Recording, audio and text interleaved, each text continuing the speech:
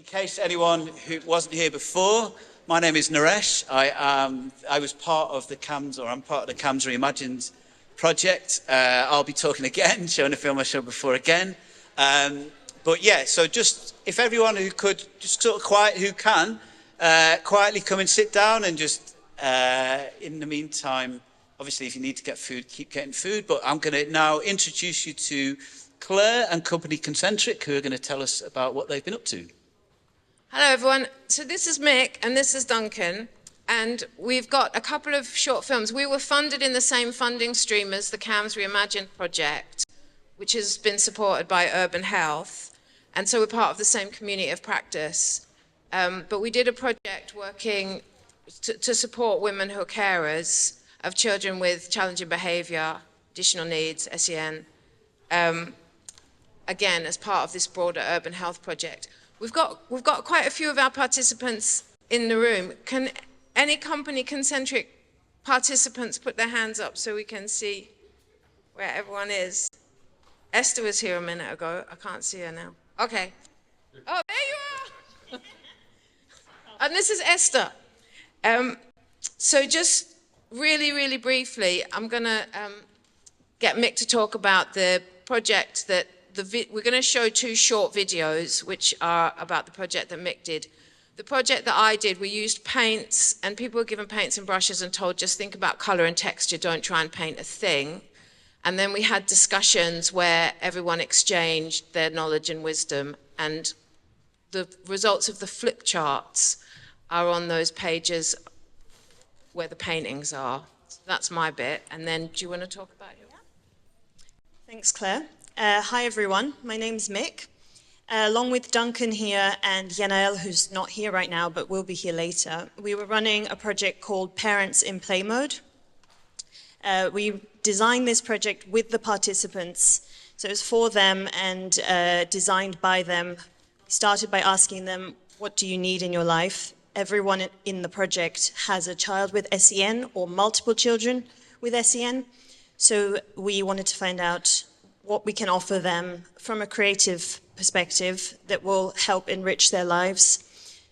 So we ended up doing a lot of creative activities together, which you'll see in the video, a lot of dancing, movement, music practice, which is where the three of us originated in creative practice. And we had a lot of discussions, shared food and knowledge as part of the sessions as well.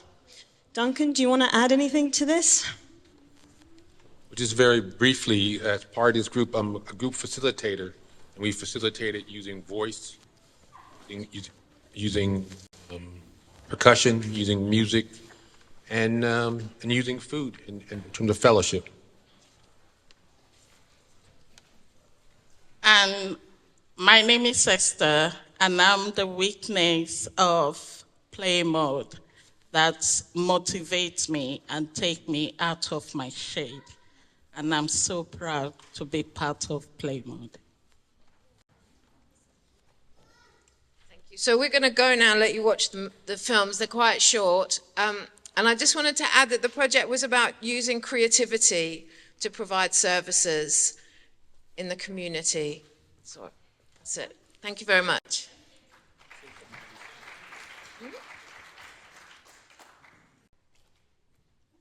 If you remember back to when you started with this project, can you tell me anything that has changed for you? Yes, from the beginning when I started, it's just been so much joy to come in here, joining the classes. You know, it has given me a lot of enthusiasm, and I know that I'm coming and dancing as well, and doing so many activities. I really enjoy and really like it. Yes. As a beginning, I don't know about the salsa step and what the movement looks like. Yeah, that's much, it's changed a lot on my life. What has changed for me is the atmosphere, the relationship that builds me up, and the fact that I love music, I love dancing. Yes, so much change, because physically and mentally also really to meet different friends, kind of. It's really, I enjoyed every time when I arrive. That's I developed my confidence. I'm not, before I used to be very shy. Now I'm fine, yeah. If you had a magic wand and could do anything you wanted about this project, would you run it the same? Would you change it?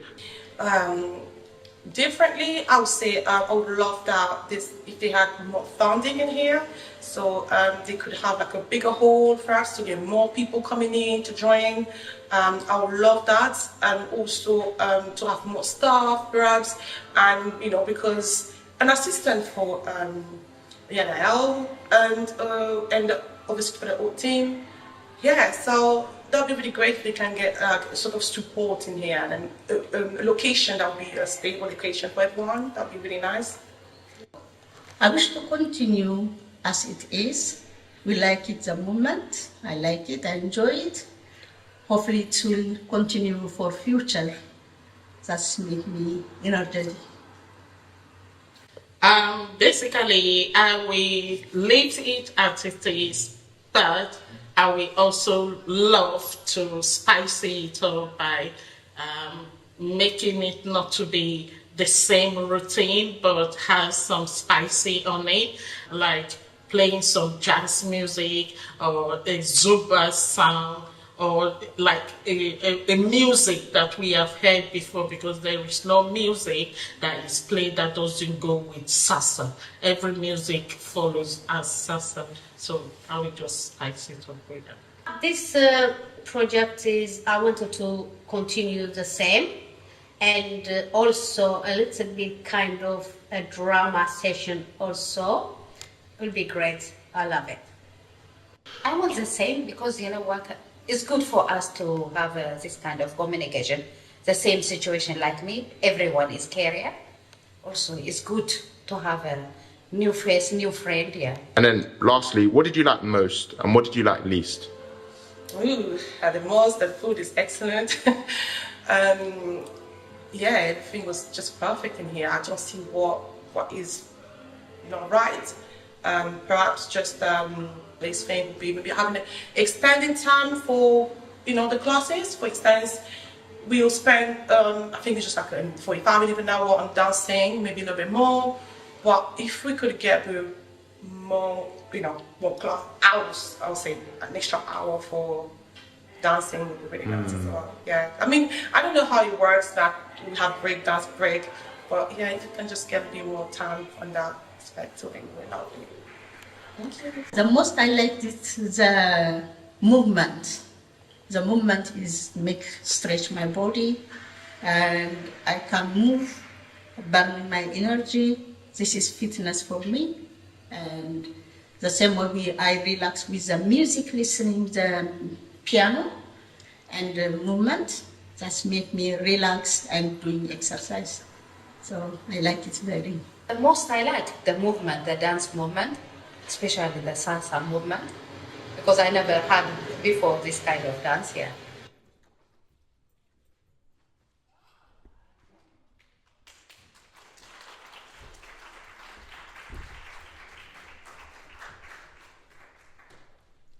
In my way, it's changed me a lot about the dancing. Okay, every movement is dance, but especially people say salsa dance, I don't know about it. But when I started here, when I see, oh, I can't do it, but they're friendly, they're nice way teaching us. Even when I make a mistake, they don't laugh, they show me to correct it. So now, day by day, I understand what that means salsa dance. Now I can do it confidently. Okay, I'm not perfect, but confidently, I'm not like the first time starting time. I can dance. And at the same time, that dance is movement, like exercising and burn energy. And the music as well, it makes you relax. You're not feeling hard, you are like a gym. You make it happily, you're laughing with a friend, your mistake as well make you laugh. So you're laughing, you're exercising, and the music make relax. Yeah, I like really, I enjoying this session. Hopefully it's continue for future because we are every morning, every time with special needs children, we have stressful life. So this section, it's make me to look after myself. When I think to come here, I need to, even for my dress up, I can look after myself. I can wear nice, I can meet my friend, and it give me time for myself. So I'm happy with this session. For me, I see by myself before. First of all, before I'm very well, I cry a lot. What have I give me that, blah blah. Because I know people before you know autism. You don't have autism children. You have normal. My son now will have pull up, okay? Where I go in her house, sometimes my friend. Oh, may have 6, why have pull up again? He think it's my fault. He judge me. But when I come back here, even he have some 12, 10, he have pull up. I say, it's okay, Allah. It's not my fault. But the people who judge me, oh, don't this is what because I'm not good mom. People don't understand. Maybe don't understand, maybe just but here the people don't realize. Well, now I have one autism. Well, as I have all up to autism say, I said, oh, I'm not alone. Plus LGBT for children is very strong. We are the same. We have the same situation. So we pass experience. Yeah. We are the same. In here, we are happy, open. Oh, my son is doing like this.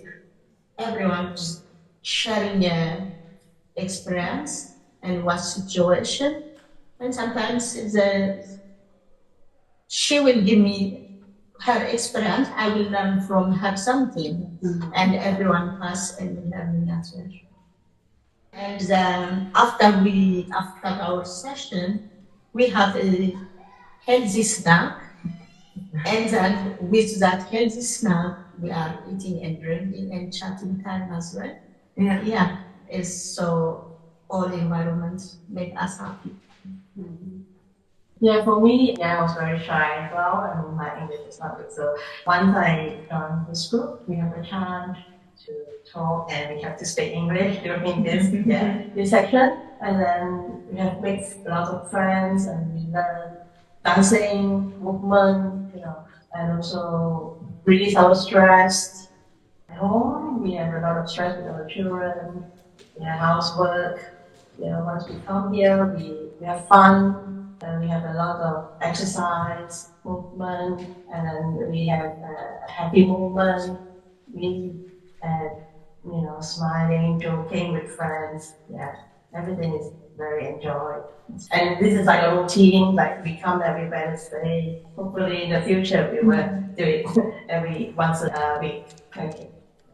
When I'm happy here, I go home positively, and then I will prepare for my children their food when they come from school. And some activity they did in here, we will show them like movements, and then they do. I don't know if it's because I'm confident, but now I'm not scared anybody anymore. I can go alone everywhere. Yeah, but before I did shopping alone, and the more than now, I don't want to go. People, I don't listen. I said, no, I'm fine. Now people don't like me. I don't go. And I have one Gala friend, lovely. Where I go, her house is like my house. I am not worried about anything. I tried to walk in the park and I was going gym, but make me tired. But this make me relax. I don't feel tired.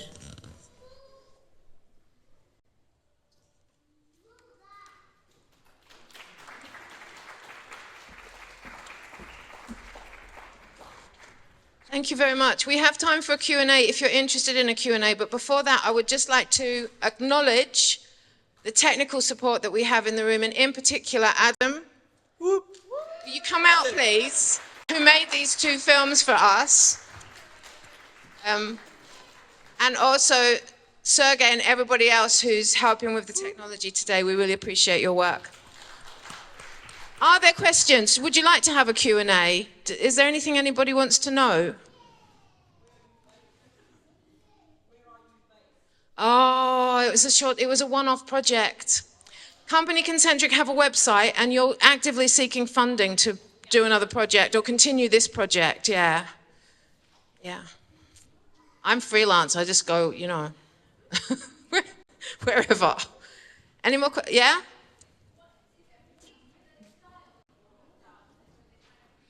I think, yeah. So the dancing that you saw with the scarves is a form of contemporary dance. It's just free improv contemporary dance. It's a way of expressing yourself with a piece of material. And I think this dance that you saw there, if I remember correctly, that was a day that we asked them to imagine that the material was an object. So you can see they were playing with it in different ways. It was a snow, it was water, it was a baby. But yeah, that's contemporary dance. Anyone else? Yeah? You're going to have to shout, I'm afraid. Oh,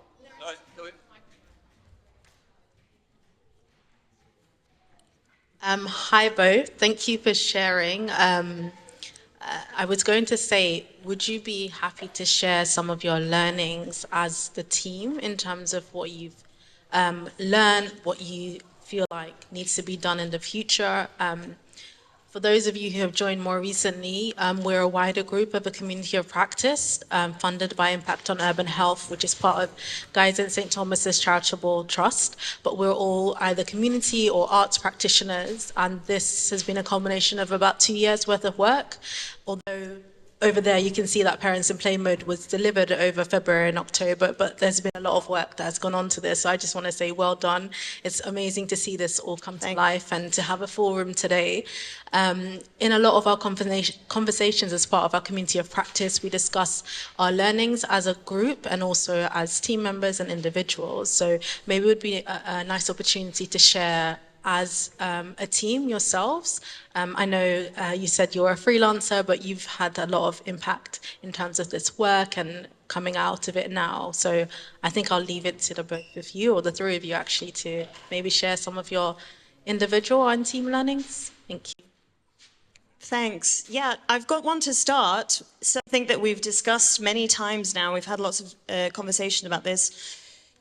Something that's really struck me is not something that we've done. It's the fact that we've managed to hold a space for people with the same experience to come together. So mothers who have children with SEN to just be in the same room as each other. You heard a little bit on the video, a lot of them were impacted by the fact that everyone else in the room understood them. They didn't have to explain themselves. They didn't have to have a conversation about their experiences. And I think that was really powerful when we realized that just having them in the same space was enough. The work that we did was on top of that. But yeah. I think the thing that I learned is actually related to that, but it's, you know, when a group of, I just felt so supported and engaged by the women that we worked with, and I'm so grateful to them for the work that we did together. And there are ways that it was enriching that are really difficult to put into words, but it was just a really enriching experience to do that work. I think part of, oh yeah, well, at time. Add, please.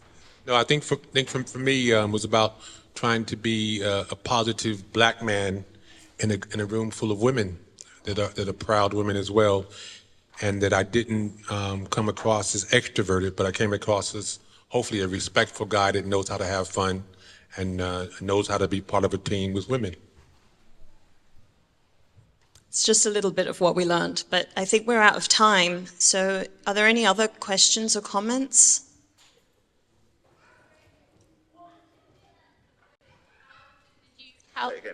Sorry, could you repeat the whole thing? I was just wondering, I've done parenting programs through the Strengthening Family, Strengthening Communities program in the past, and it's a huge commitment on parents' time, and we really struggled with the consistency of attendance because they require 3 hours a week from your parents. And so I wondered, yeah, what the commitment asked was, and how women managed to make time for it as well. So I'm going to give this back to Mick, but I just wanted to say, I mean, I've delivered Strengthening Families, Strengthening Communities as well, and I have an issue with the idea that we're taking something to parents and telling them how to parent. I would much prefer to work with a group of parents and get them to work it out together rather than take stuff. Do you know what I mean? Who knows better than a parent of their own child? So yeah, but yeah, I'll give it to Mick. So I mentioned before that it was co-designed by the participants. One of the things that we did is have 2 focus groups before we started the project. We asked interested participants to come and talk to us about what they need and what they would like. One of the questions was, when would you be able to come to this project? And the majority of them said, in the morning after school drop-off time. So we started these sessions at 10:30. We ran till 12:30. We provided food, as you saw, so they didn't need to worry about having lunch when they finished. And then most of them were able to get on with their other commitments after they finished the sessions. We found also that they were joining other groups after they had joined our ones, which we were really happy about. And they also found that it was better to join groups that ran at 10 or 11 on a weekday morning and not in the holidays. So we also didn't run during half term or over the summer holidays. I just wanted to say, I don't know if the audio was clear in the second video, but the women were talking about how sharing their experiences with people who've similar experience has given them confidence and has reduced the amount of stigma and the amount of feeling that they're being judged that they experience. And that, you know, they didn't get that from us. They got it, to some extent, they got it from the music and the movement, but they also mainly got it from each other. Anything else, or we'll wrap up there? Yeah, I can see Tony wants us to finish. Thank you. Thanks for your time. So Nina's going to introduce herself and tell us what we've got coming on now. You're in such a wonderful treat. Right. Nina, over to you. Hi, everyone. Hi, my name's Nina. Thanks, Tony, for having me today. I'm going to talk really quickly about a brand new app called On Reflection that I have been working with young minds on for 2 years. So this is me. I'm a design lead. I actually work for a consultancy, so I've been working with young minds in partnership. And we've been working with young Black people to design and build a service that uses creativity and reflection to help build and maintain positive mental well-being. So this presentation is very much directed to all of the young people out here today, particularly those that are performing later. Thank you very much. And I just wanted to introduce this project and a couple of opportunities. So I'm going to tell you a bit about this app. I would say that this app has been completely co-designed with young Black people. So the initial idea of using creativity as a form of self-reflection was theirs. It was their idea. And also how we developed it from, you know, a sketch on a Post-it all the way through to something that you can literally have in your hand on your phone. So, On Reflection, it's a space for creative self-reflection. We hope that people will begin to build a practice of using kind of creative activities to reflect on their mental well-being. Within it, you'll find a range of creative activities, so you can really choose what speaks to you in that moment. So the way it's set up is there are various questions that sort of give you a stimulus to think about something, and then different mediums, so practices that you can use to explore that question. There's loads of super helpful guidance throughout, so things to help you get started with the question, and also tips to kind of try out new creative activities. So if you've never done collage before, don't worry, we'll give you some tips of how you could start to do that and start to kind of explore how you're feeling. The app supports regular reminders. We believe that this is quite helpful in kind of habit building. Obviously, you can turn them off if you don't want reminders, but it's a feature that's available. And there are lots of real stories from like-minded voices. So other young black people, totally in their own words. Some of it is spoken word or poetry, some of it is writing about how they've used creativity to support their mental health.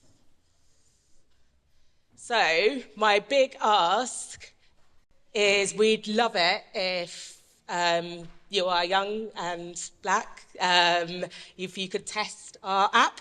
So it's not available in the public. You will not find it in the App Store. It is very much in beta. I've got tons of leaflets. Grab me if you want a leaflet that's got a QR code on. The Young Minds team over there also have some leaflets. Oh, thanks, Tony. And basically, we've got this closed group of testers, you could be one of them, which you get sent a link to be able to download it and test it. There's also a quick survey around like how you found that, which you can be entered into a £50 draw if you do that. And we're also offering the opportunity for one-to-one interviews. Behind you. The reason we're doing that is this is really a very, very, very first version, and there is so much more that we want to deliver through this, but we're not the ones who get to decide what goes in, what goes out, how that app develops, so we need your feedback. I just wanted to say a little bit about how we designed this app, because it's something I'm super, super proud of. Young Minds as an organisation isn't specifically focused around black people. However, they recognise that, like many other organisations out there, we need to do more to kind of support those people. So this project was solely focused around that, and we knew that we needed a different design approach. So an equitable design approach that centres the experience and how the app is developed, how the idea, how the concept was developed.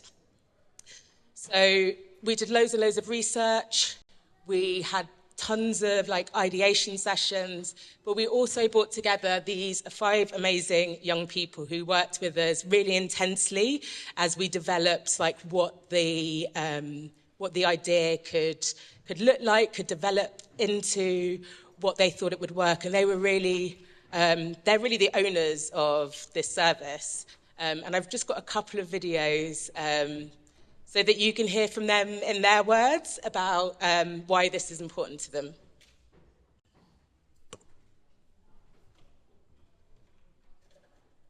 Is the idea of the app? The idea is to create a community where everyone kind of understands where each other is at with their mental health, and finding an outlet for those negative thoughts that you may have through creative things such as photography, music creation, anything that you can think of that is creative in a sense, and building that sense of community that our community is well known for. The idea is to create a tribe of like-minded people so that we can encourage and support each other, and normalize having conversations about black mental health, because I think it's important that people feel seen and heard instead of ignored. The idea to me is more of a vision. It's a vision of the future where young black people don't have to suffer in silence, where young black people feel like we have a place where we're represented, where we're heard, that we can go to without fear of judgment, and I think most importantly a place that's for us and by us.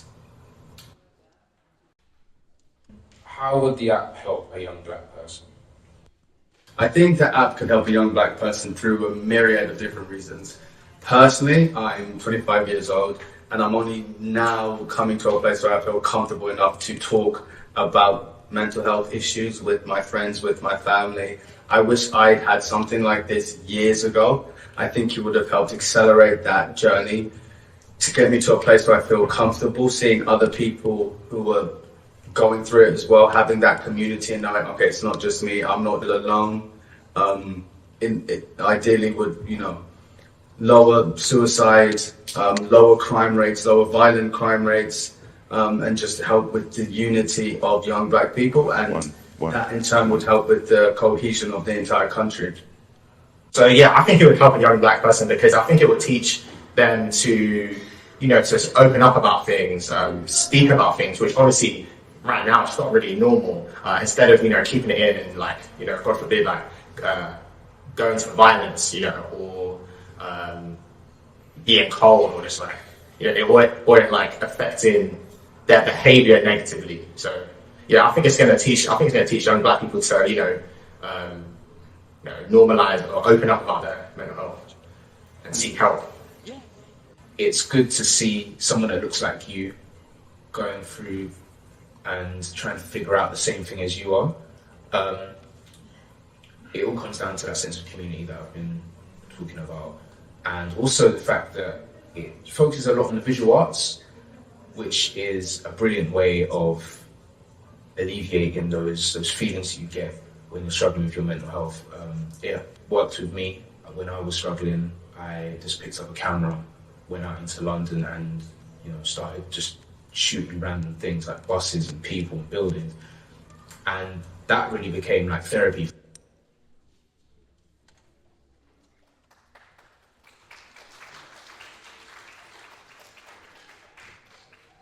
Yeah, those guys were awesome.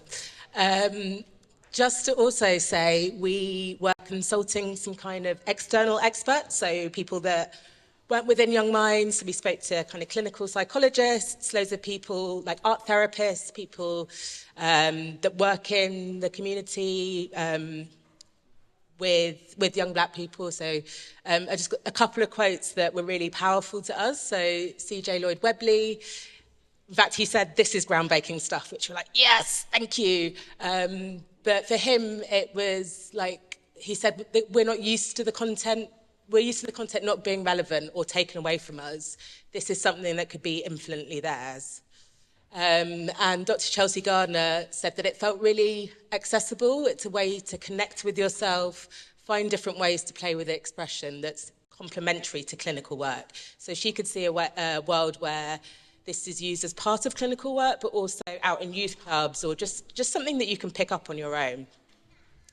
So that is my spiel. I've got one final ask.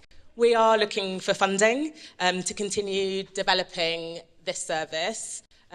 We want to continue working with young black people. We want to really bring that full vision to life. So if you've got a huge pot of money or you know someone who does, please send them my way or to Young Minds.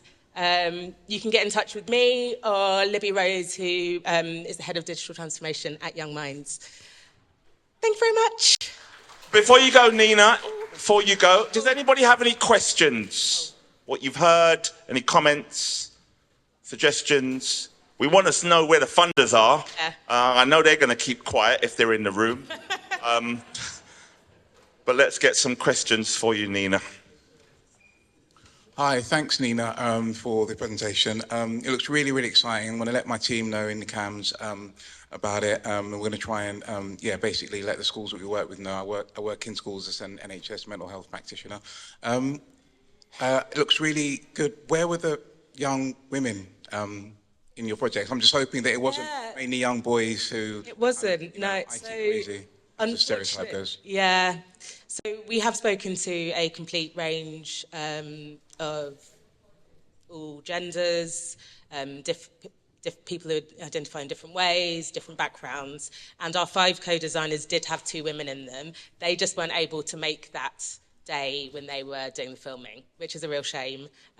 But yeah, it is for anyone who identifies as black or black mixed race. Any other questions from anybody? Well, let's give Nina a round of applause for her amazing work that she's doing. Thank you so much. Thank you, Nina. Right, what do we have next? I do believe we've got 3 things on the roll. We have a film, a 3D scan, and a documentary all in one. Is that right? Hello, everyone. So this is Adam. He's one of the young people. He worked on the CAMHS redesign project, and he's going to tell you what he did. So hi, everyone. I hope you're all well and, doing good. Essentially, I was asked to film the sessions of the CAMHS redesign or reimagine project.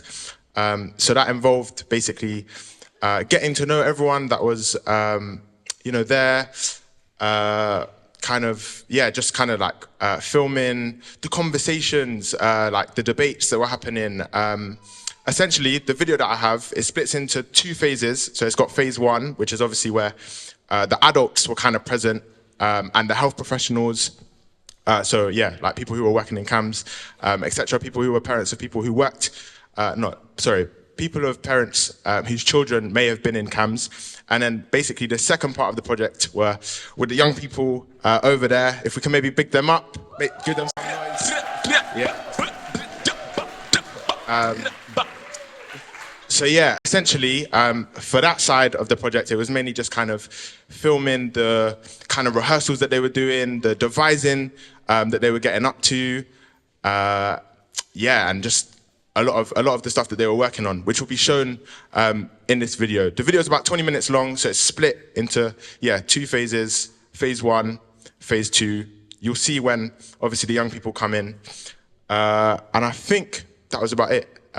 We have 2 other amazing people as well to talk about what they've been up to in the CAMHS redesign project too.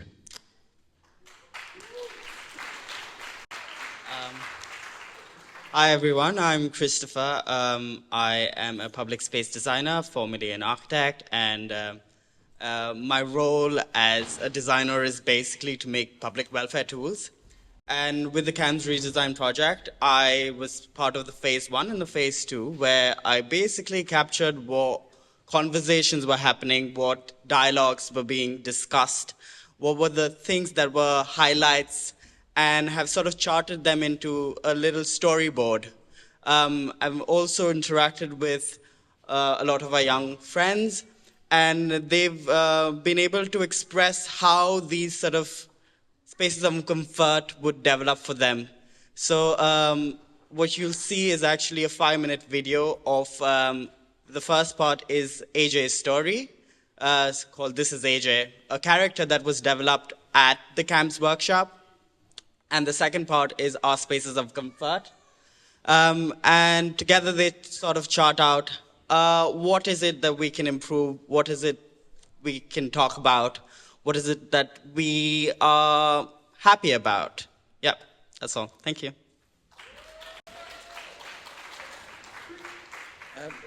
Hi everyone, my name's Naresh. I'm going to show the same film that I showed that I was on earlier, so sorry if you've seen it before. But yeah, for those who haven't, it's a film made of scans with some reviews with some of the youngsters who said some really powerful and insightful things. But yeah, they say it a lot better than me, so I'm not going to say any more. Adam, do you want to start the film?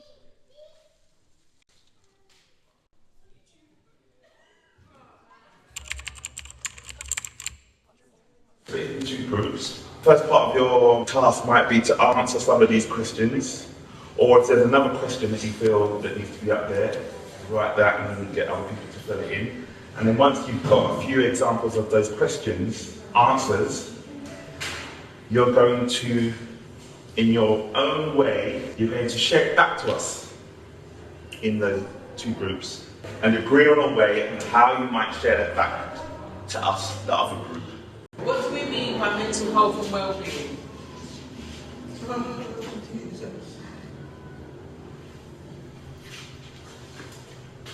What do we mean by CAMHS?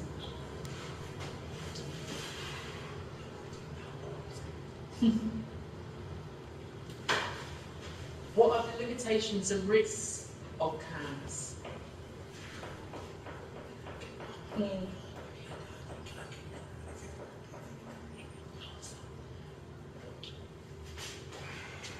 And what are the possibilities of CAMHS?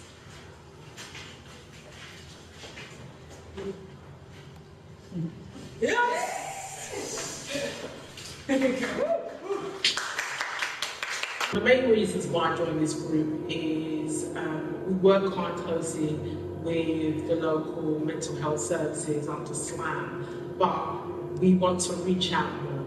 Essentially, we want to reach more young people and make sure the people who would benefit from our services are able to access our work. One of the things I thought I could invite you to try is some kind of mapping activity.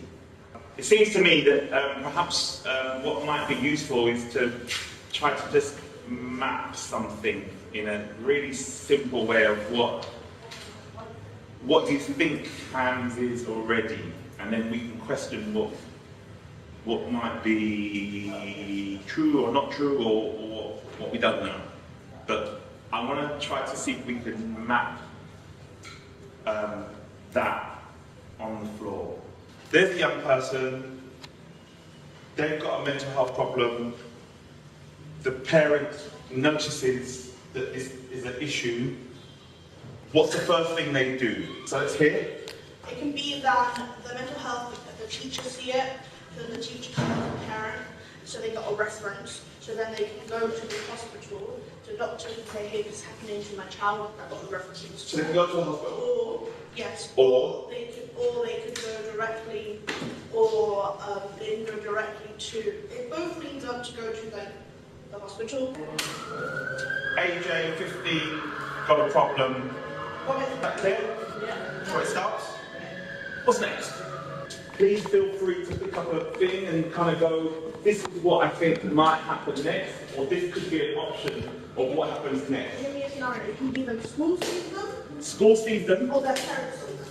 GP, youth club, school, Yep. parent or carer, and friend. So they've got 6 options. Here's AJ here. 6 options in front of them after they've said, I'm anxious. Yeah. How does that feel? Is that realistic? That's right. Yeah. Could be I think it's good. online. There's online. There's kind of Online. Oh yeah. Okay. So digital, online. Let's get something for digital online stuff. But some of these options depends on whether the young person wants help or doesn't want help. Ooh.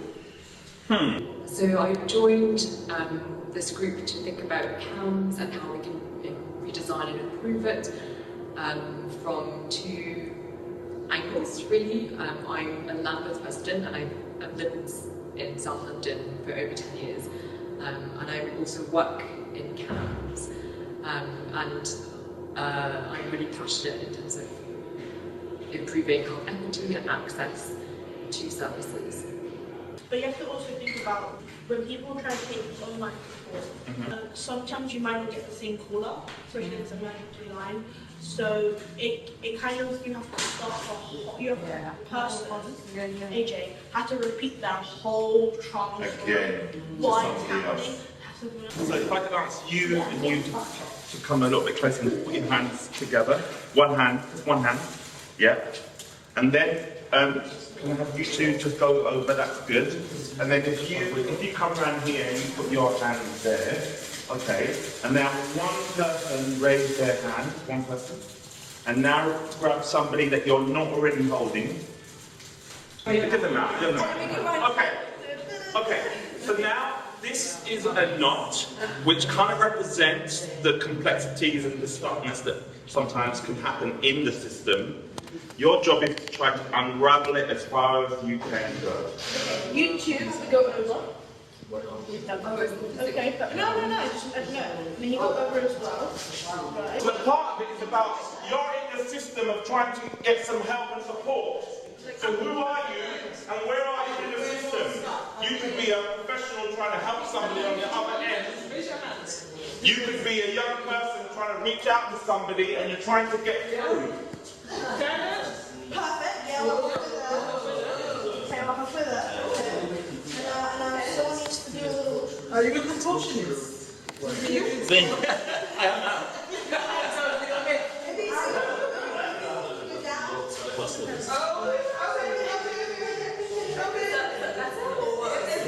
It almost feels like, I'm sure there was a way out, but we missed it. We missed that opportunity.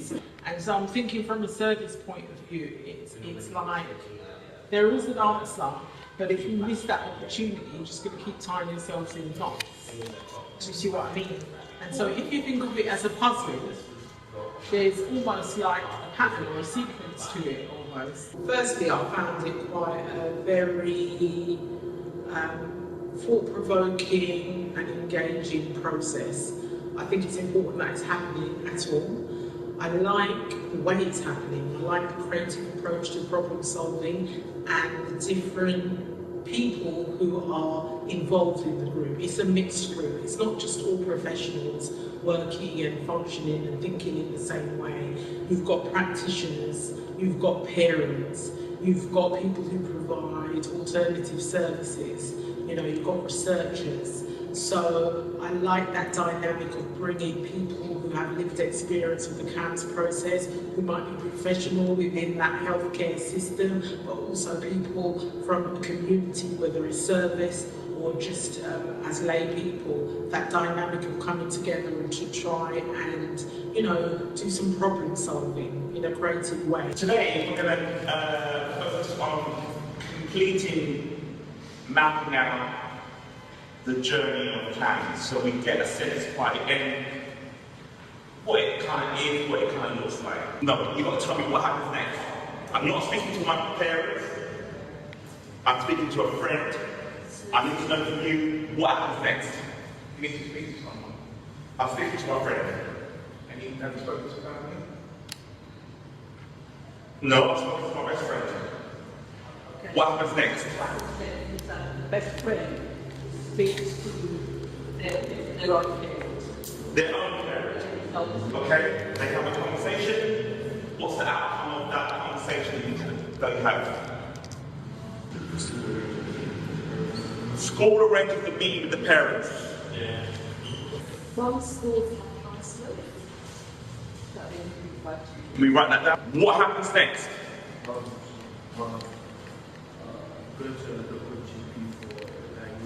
Go to a local GP for a diagnosis. The other thing is, so if the school or the GP think there might be kind of family wider issues, then they might refer to early help and social help. Okay, early help. Yeah. So I've been part of loads of groups and committees in the past, but the thing that I've really enjoyed about this group is working with others in a creative way and using kind of theatre-based activities, and that's made me kind of discover the creative aspects of myself.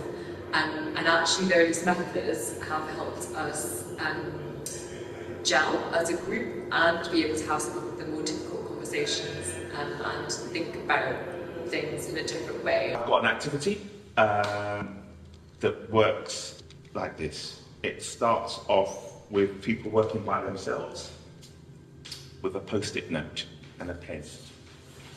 You simply write down 4 areas of focus: waiting times, language barrier, blah, blah, blah. Then once you've got your 4, you meet up with somebody else, they show you their 4, you show them their 4, and then you've got 8 together.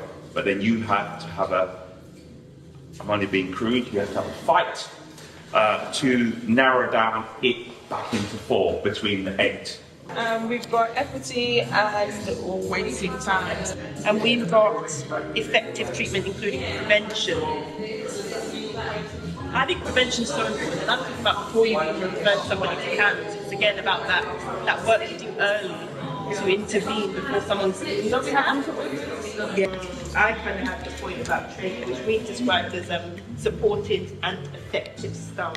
Effective treatment, you have to be well trained, because I would take that as a point to say, well, how do we give effective treatment? What are all the things that constitute that? To me, I think it's been a really wonderful experience. As I said, I wasn't sure what to expect, and a lot of the things you come to, it's just talking, it's very linear, it's kind of very, you know, we talk a lot but nothing ever really gets done. So I do like the fact that they've approached this in quite a creative way, basically. Tony's approached the whole, just picking apart of it in a creative way. I actually think it's more beneficial, because I think had it been a kind of stale sit around the table type of meeting, we wouldn't have got some of the responses that we have got. And I've really enjoyed it. I'm not really an afternoon or evening person, I'm quite a morning person, but I've come to the sessions and I felt quite rejuvenated by them. So, and it kind of has I suppose, put a bit more energy in my own work, because in my own work I have to go and I have to meet with and liaise with people who are from the health professions, including CAMHS, and I think it's kind of increased my own knowledge and understanding of CAMHS, and kind of put a bit more of a spring in my step in terms of moving forward to engage with them with a bit more competence and a bit more clarity, even just from these few sessions. So, yeah. So for me, what I've really learned from this project is that the language around CAMHS can be really confusing, and there are so many different wrong turns that people can take in terms of accessing the right service at the right time for them and their own families. And I really hope that the next stage of the process and in the work that will happen further, we can come to some shared solutions, and those solutions can reach the right people to be implemented. This is about learning about ourselves, how to manage and cope with difficulty. That's what the game's about. It's also about listening and responding, because when you're on stage and you need to hear the lines of somebody so that you know, oh, it's my cue to come in, I can now respond or react. But if I don't hear my cue, I might miss it. This is a simple, playful, problem-solving game that causes a lot of stress.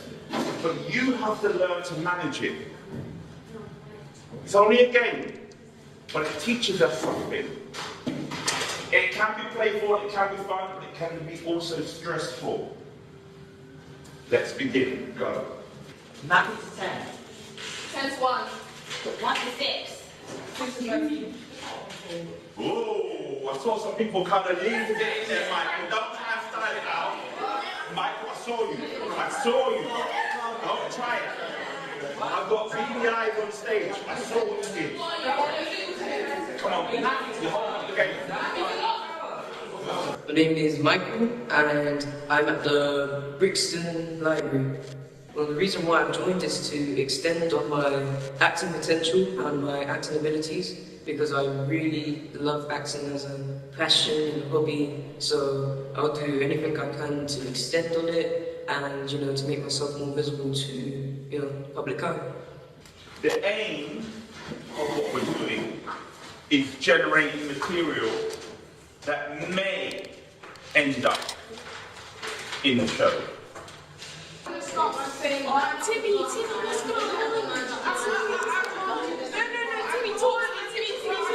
No, Timmy, okay, let's take a seat. That's it. Wait a second. Yeah, you can. Let's take a seat. Let's talk. Timmy. Hi, my name is Robianne, and I'm at the CAMHS reproduction project in Brixton Library.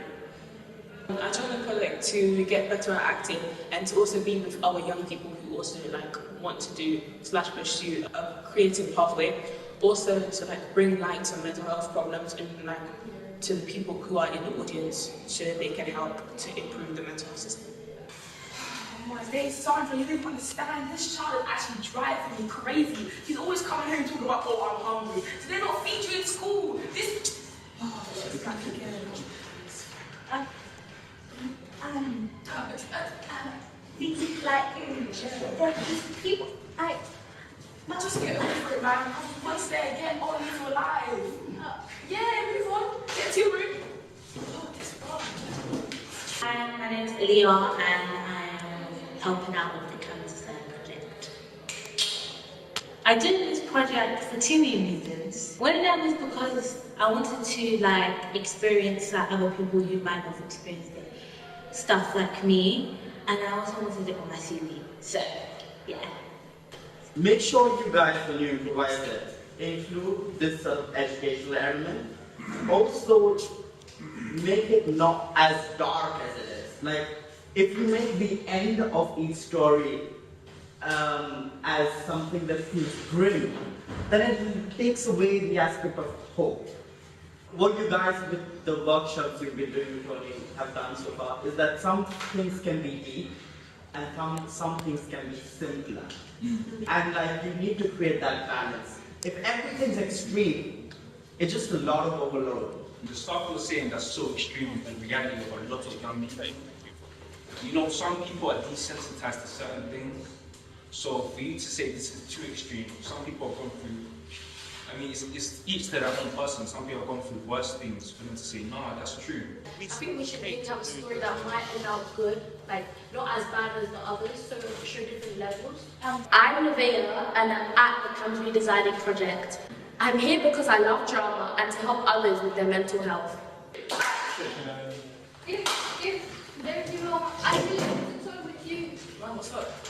I have problems in my home. Guess what? Oh, what happened?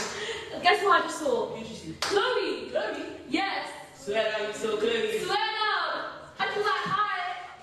That's my new. Anyway, I need to go home. And please, man, don't go out. Okay. Well, I have friends in my home, and I really felt like my mom even missing me. And You know what? I've met your mom. She's a nice person. I tell you that she just drink and she doesn't even care of me. Everyone likes a little drink. It's calm. Don't worry. I'm pretty sure you're good. Don't worry. It's okay. What you say? I need help. I don't know. I need help, don't go. Please help me. I really need to talk with someone. I'll tell you what.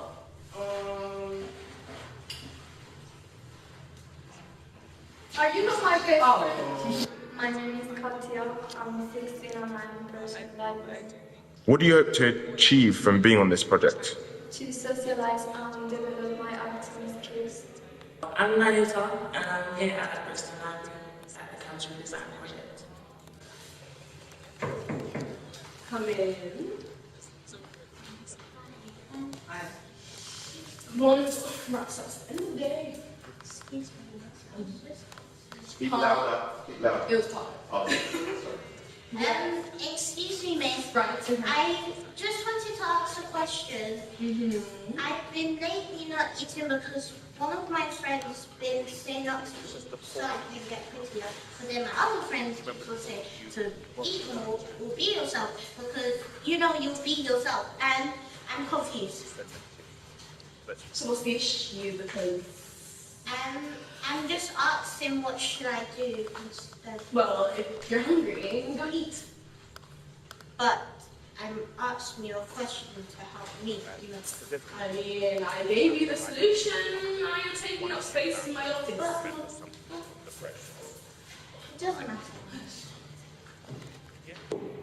I'm Sajia Mohammed and I'm at the CAMHS Redesign Project in Bristol Library. From being on this project, I hope to achieve greater communication between mental health services and institutions to help children, and greater communication between them and us, the children that need help, the children that want to advocate for the children that need help, and just to create greater communication. So you're just gonna walk away from me, yeah? Come here. Look at, no! You can't speak now. Look at the clock. What time is it? So where have you been? Where's your phone? Pass it to me. Pass it. Go to your room. You're around it. My name's Kyra and I'm at the CAMHS redesign project. I've joined this project because I feel like I can actually relate to the whole mental health, because no one has perfect mental health and I've got far from perfect mental health, and I feel like my ideas and scenarios would be good. What's the time? Look at the clock. I know It's 1 a.m. Well, I know 1 a.m. and you're grounded. You're right, man. Look, I haven't done anything. I don't know why she's acting like that. I'm sorry. Is there anything I can do? My name's Aisha, and today I'm at the Brixton Library for the CAMHS project. I joined this project because mental health is a key kind of world-wide situation, and I feel like it's important to touch on those kind of stuff. So I'm just there to give it my all, acting in a production where we're going to be showing mental health. And yeah, I feel like it's really important, and I'm just here to give my all and try my absolute best. Okay.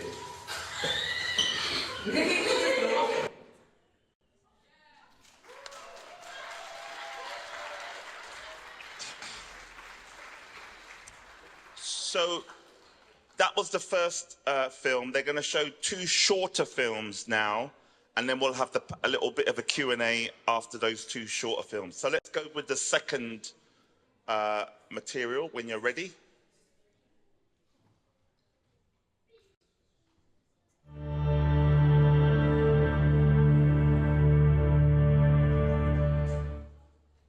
Teenagers' mental health isn't really recognized in public. In some moments you forget that people have problems, and it's cool like see different problems of mental health and how people see mental health. Most young people are a bit hesitant at first, but really and truly, deep down, they know that they need the help. They're just pretending because they're afraid of embarrassing people. And the fact that I work with young people who have different issues with their mental health, I've seen this in their everyday life. So how do we resolve it? What can we do to bring hope so that they don't feel lost and alone in their homes or at school or even in workplaces? Television, that's one of the things that make me feel better. When you're watching TV, you kind of disappear into this world of entertainment. You could be looking at the screen and something's happening around you and all you're focusing on is the TV. You're distracting yourself from everyday life. I do something called shadow work, if it's really that bad. Shadow work is basically confronting old thought patterns, really challenges you to sit with that bad feeling and try to figure out what's the cause of it and how to rise up from that feeling. And also I listen to music because it makes me feel happier for some reason. When I'm bad, I go out and hang out with my family or with my friends. When I'm not feeling so good, I might just go outside and literally just sit and just look at the sky and just think, what could go better? Or I could dance, or I could listen to music, or I might go and pray, talk to God, ask him like what's going on, ask him to help me, relieve my situation. But I'm trying to find a distraction, not distraction, but something that can resolve my situation. When I'm down, I take myself away from most people, and I'm normally just around the mainly very few people that I think really care about me. And sometimes put on that kind of rain music because that will make me sleep like that. Or I leave myself in my thought and think about me and myself and I. So what I do say to my young people, if you ever need to talk, you can talk to me, or if you want to talk to somebody else, there are always persons who you can talk to. You can talk to your GP, you can talk to your dentist, you can talk to your neighbor if you trust your neighbor, your parents, but sometimes young people may not want to talk to their parents. So you can talk to a big sister, you can talk to a big brother, a big cousin and auntie, somebody you know from church, somebody you know in your community who you feel comfortable with. But it's always good to talk because when you talk, you get it out. So it's not in you, just boiling up. I would go to my parents. If there's something wrong, I would always go to my parents for advice, see what they can offer, see what they can add on to make my life a little easier. I feel like it's good when you talk to your parents because you can learn stuff. You always learn stuff from the people around you, like your relatives, even your friends. But I feel like relatives are more clear because they understand your problems and they make sure you get to where you want to be without ever feeling those problems ever again. I go mostly to family because they're very wise. But yeah, the wisest members of my family, my grandmother first, shout out to her, very amazing knowledge. And second, my dad, he gives me the motivation, discipline, and reality checks. So yeah, something goes wrong, yeah, so I just ask them. Sometimes I don't like to tell my problems, but when I need to tell someone, I used to talk with my grandparents or my best friend, that's it. It depends. Like, let's say if something's gone wrong at school, like I've done a netball match and I feel like the other person on the other team didn't play fairly, I might go to a teacher then. But I wouldn't really go home and tell my parent that because that's something they wouldn't really need to know about. But let's say if something that a sibling of mine said to me that I really didn't appreciate, I might go to them and be like, hey, I didn't really like how you said that to me. But if it's a situation where no one is actually directly involved in it, I try and find a way for me to work it through with myself. And when I feel like I'm absolutely like, okay, you're not getting anywhere right now, try and find someone who could possibly help me through it or have been through the situation that I'm currently in. I reach out to the people that I trust the most, and that's me.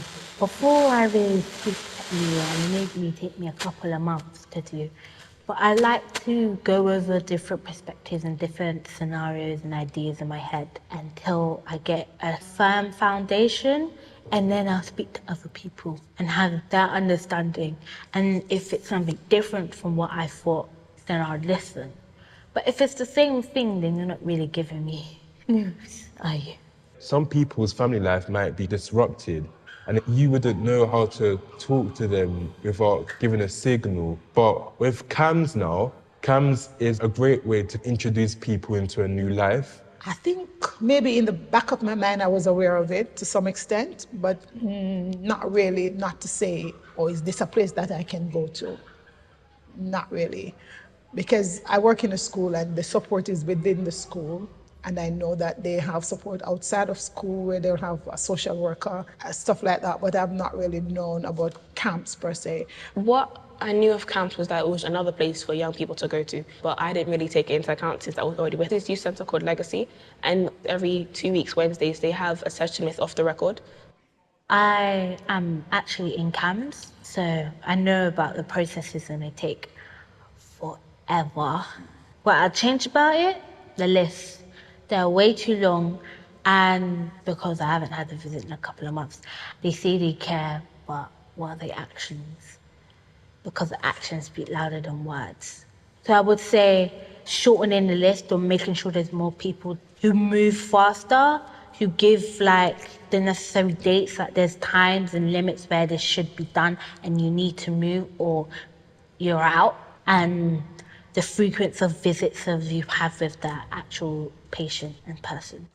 To improve, I would say going into schools and actually showing like what they can do to help young people, because it's all good saying, oh yeah, we're a service that can help young people, not actually doing it and actually showing that you can do it. But I feel like if you actually went into schools, had the library after school for like an hour, then people could come to you guys and talk to you. Maybe they go to school, right? But they don't go to every school. Maybe they don't go to one school and there are too many talents that they have problems. Also, they can use social media. They can create an account that put things like video clips. My suggestion is make it more mainstream, get more mental health workers. Why can't I go to my GP and the GP does the form, and then if school needs to, I get school to do their part. But while I'm waiting on school because I'm on holiday, school is not in session, the GP is doing whatever assessment is necessary right there. And then when I go back to school, all school would need to do is just to complete the form that is already in process. So what could help is to make sure that the help is accessible. If it's not accessible, it doesn't make sense.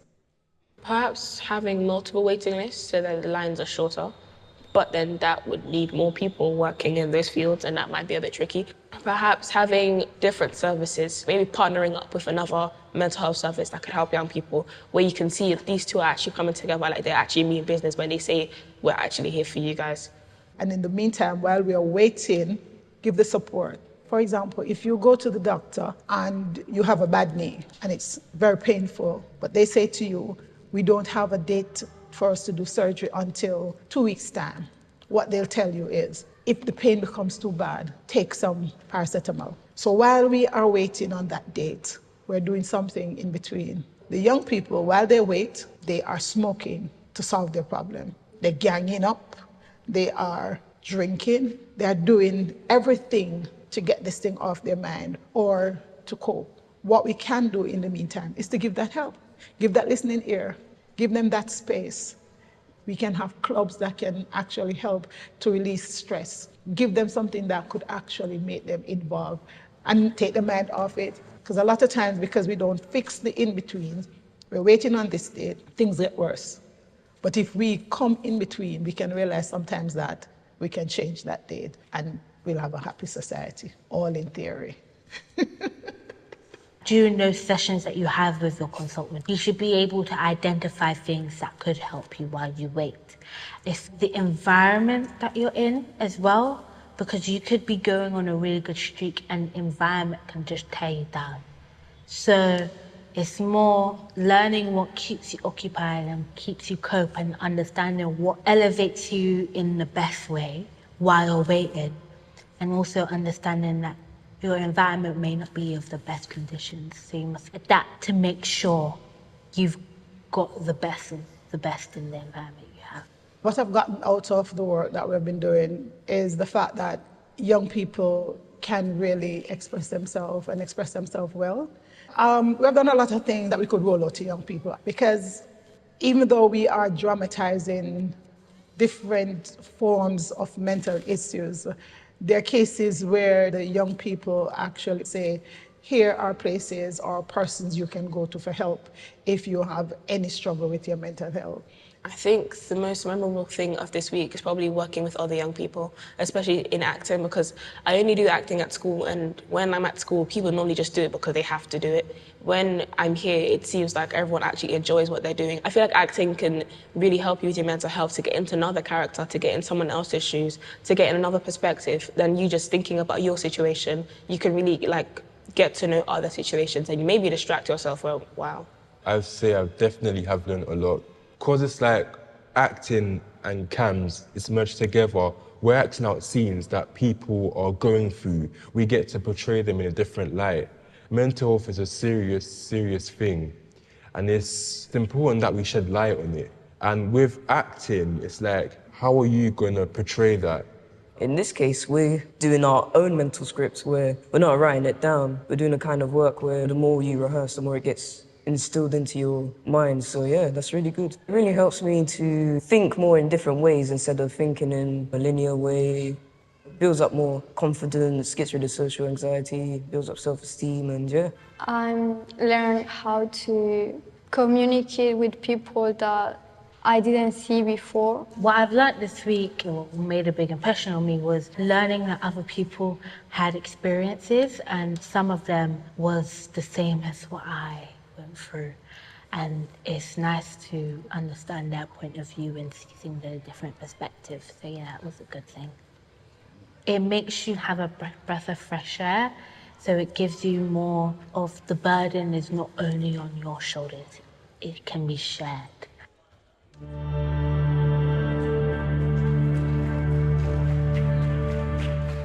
Okay, so now we are going to see one short film which is about an interactive map. So let's watch. This is AJ, and this is their mental health bubble. This bubble prevents AJ from being the best version of themselves. Sometimes they try to break out of this bubble and are able to help themselves, but most times they need support from the people around them. We are AJ's circle of inner care. We love AJ and want to support them in every way possible. We are their family, friends, siblings, and peers. Their classmates, teachers, counsellors, and GP. And sometimes we are pets, friends, and objects in nature. But not all AJs receive the love and support. They are alone in this journey. They need external support and additional assistance. All he needs is referral to CAMHS, the Children and Adolescents Mental Health Services, with the hope that CAMHS could support AJ's mental health needs. AJ's mental health journey often looks like a meandering network of snakes and ladders. Dabbling between places and people, this journey is led with difficulty that are derivatives of barriers and prejudice at home, school, and in between. Sometimes there is stigma from family. On others, the counselor at school could be dismissive. Sometimes it is held with shame, language barriers, intersectional biases, and many others. And other times, the GP themselves are unable to understand the situation. Often, they seek external support through talking therapies and helplines like SNAP. But that's still not enough. After all the juggling, when AJ does receive a CAMHS referral through the GP or through school, the journey progresses to enter a maze of new bureaucratic hurdles and long waiting intervals. Right at the start, they are caught in the first waiting list. awaiting the trials process about 1 to 2 months, whereon they could either be rejected at this stage or be accepted only to be held on a second waiting list. Held at times for about 1 to 2 years before the initial assessment. At this stage, they can again be rejected by CAMHS and be suggested external support solutions, or post-review receive early help and social care. But usually they move on to a third waiting list before they receive a care plan. On a review, they could potentially be offered one of the 9 care options available at CAMHS, processing to actually starting treatment with CAMHS. The cycle through CAMHS can go on for years, with no guarantee of the treatment working. And often, so by the time treatment begins, they are 18 and need to start over again with the NHS. Some questions we need to ask. Where is AJ in this process? Could AJ follow the process themselves? Who should be held responsible? How can the community help? Can support be provided before it's too late? How could we make the world fairer for AJ? Are there other spaces more suitable for AJ? All AJs deserve a space of comfort, a place that provides support and shelter on mental health needs. There are spaces that offer this, places of solitude, isolation, joy, and solution. This space offers music, learning, books, craft, and play. It represents our freedom of expression. Can these spaces of comfort appear through our city and make the world a better place for AJ? This is AJ.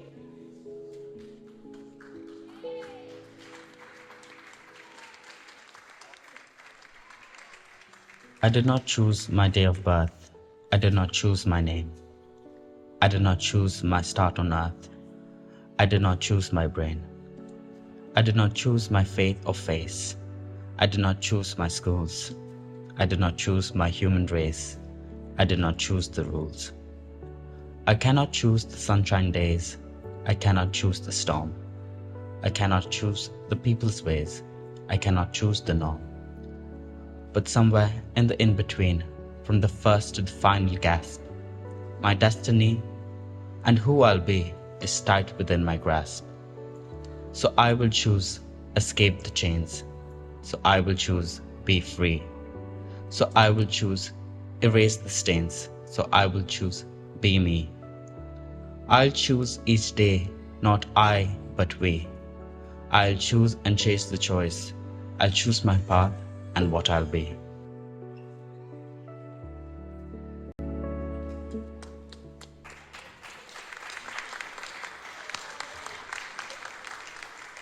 Okay, so I think what we're going to do now is we've just seen 3 bits of material. We saw the young person's film about the process, documentary film, we just watched that. Then we saw the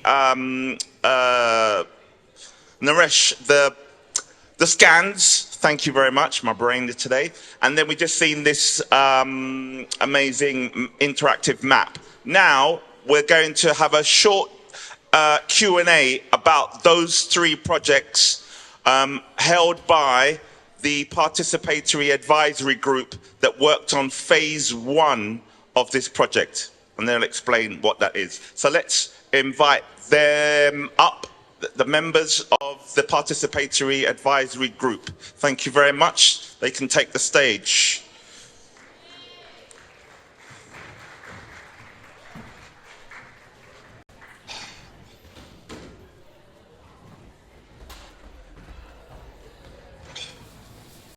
going to start. Greetings, everyone. How you all doing? Trust you're good. Well, I'm cold. I'm going to be quick. We were part of the group in terms of looking at where we were planning, what stage we were going to do, what we're going to do, how we're going to do it. So I joined because one of my grandsons got sectioned and he's only 16. And for me, that was an issue. How he was treated, how CAMHS were involved, what could I do to support him? And it made me look at what's possible. Where is CAMHS at? How does CAMHS work? I hadn't even really heard about CAMHS before, so I was interested in how the whole system worked, and we kind of worked together in a group collectively to see what stages we could do to move things forward. So, yeah. And my name's Eureka. Sorry, Eureka. Hi, so my name is Sho. You've probably seen my face and some of what I said already in the film, but I'm a child and adolescent psychiatrist, but I'm also doing a PhD at the moment at King's College London, looking at inequalities and access and outcomes whilst young people are waiting for child and adolescent mental health services. And through doing the program and the project with these amazing people, I've realized that even CAMHS is quite hard to say, and the whole process is really, really very confusing for lots and lots of people. And we've been doing lots of ways of thinking about how we can make the system better, but communicate what the system does a little bit better, so it's not such a mystery, so then you can feel a bit more prepared and know what to expect a little bit more and how to get help in a better way. Hi everyone, my name is Audrey. I am the Program and Partnerships Manager for the Children, Young People and Families team at Black Thrive Lambeth. It's a little bit of a tongue twister. But we got involved in the project because it was just a great opportunity to explore CAMHS from a community perspective and with a whole different bunch of voices in terms of like how it's perceived, what people expect it to do, but also just reimagining how it can better serve Black young people more specifically. So yeah, it was a really great process. But yeah, that's me. Hi, good afternoon or good evening, folks. My name's Fidel. I'm an educational mental health practitioner, which basically means I work for the NHS in schools, supporting young people or children and young people manage poor mental health. I heard about the project from Tony, and he, if you like, sold it to me as supporting young people to redesign CAMHS, and I thought that was a really, really good idea. The idea for me of giving young people a platform to articulate their voice, their concerns about their experience, or seeking access, having experience of CAMHS and the outcomes they've experienced, sounded really good. I'm all for empowering the voice of young people, because I spend quite a lot of my day as adults talking about young people, so it's nice to be part of a process to give them an opportunity to let us know what they feel about it, or adults know what they feel about it. Just before we go on to Zoe, if we could try to keep the floor noise down so that people can really hear what these amazing people are saying, just to keep the background noise. I know we've closed the door, but we'll just try to keep it closed. Thank you. Zoe. Yeah, hi, I'm Zoe. I've been teaching for over 25 years, and it's really the project was an opportunity to reimagine what mental health could look like, what young people actually want out of the service, and change things for the better. So that's why I got involved. But the young people have really made the event absolutely fantastic. So thank you for that. Hello, my name is Nao Hunt. I work actually with adults in the homelessness sector. The reason I became involved is because of my own journey and struggles with mental health from childhood basically into adulthood. And yeah, maybe a sense of not having the support that I needed, but also not knowing how to access the support that I needed, or to the vocabulary to ask for the help that I needed, not able at that age to articulate the things that I really needed and that would have helped. But I think personally, I really want to make sure that the younger generation have that. They have those outlets, they have those places they can go, formally and informally, before things become a major issue that leads to, you know, hospitalization and things. Luckily, that didn't happen for me, but yeah, it's been a struggle and a lot of piecing things together for myself and working things out over time. And I just wonder if it could have been easier. So yeah, that's why I got involved. I will try and keep it really short because I want you guys to get involved, especially with the Q&A, knowing that we're a bit short on time. So I'm Yusuf. I want to be part of this because I want to see a change in CAMHS. We all know at the moment CAMHS has a bad history and it's about to take them out. So that's why I joined this, to see what changes we can actually help with this redesign of CAMHS. Hi everyone again. So my name is Adam, and yeah, I was asked to a couple of weeks back, well, more than a couple of weeks back. I was just asked to film some of the sessions, and I was asked by Tony to come again, and I really enjoyed it. I really liked meeting the participants, understanding why they've kind of chosen to come along, and yeah, like maybe what mental health means to them, for example. So yeah, just was here to kind of get to know everyone and just film some of the sessions essentially, and make a highlights video, make a kind of documentary of the process, what was talked about, what was discussed, and yeah, like the debates that happened essentially. So yeah. Hi, I'm Christopher. I'm a public space designer and a social artist. My role through the two sort of parts of the CAMP process was to capture thoughts, ideas, to develop them into a map of what is the process that one would follow, what are the emotions that one would go through, where are the points that we can sort of intercept, give hope in. And it sort of was a collection of the thoughts that were sort of discussed in the room, apart from all the other documentary things, yeah.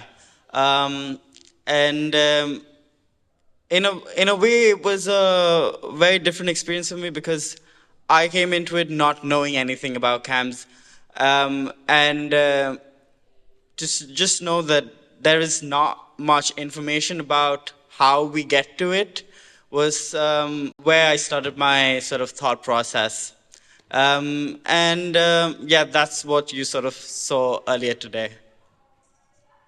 Hi everyone. Yeah, my name is Naresh. I'm a multidisciplinary artist. Me and Tony were talking about how to maybe do something a bit different. I guess this was back in sort of March, and so my job was to basically, I guess, sort of complement what Adam and Christopher were doing by maybe trying to get something that was about the lived experience of the young people themselves, because so I kind of was ready for phase 2, but I kind of was very happy to be there for phase 1 and meet all these guys. And like Christopher, I didn't know anything about CAMHS beforehand, and then now you definitely learn a lot very quickly, and I think hopefully the films gave a flavour of it, but I think there's a lot of wisdom with the young people themselves, and so yeah, I think the thing was to try and feed that back into the system, into the debate, basically. I think we're open for questions now.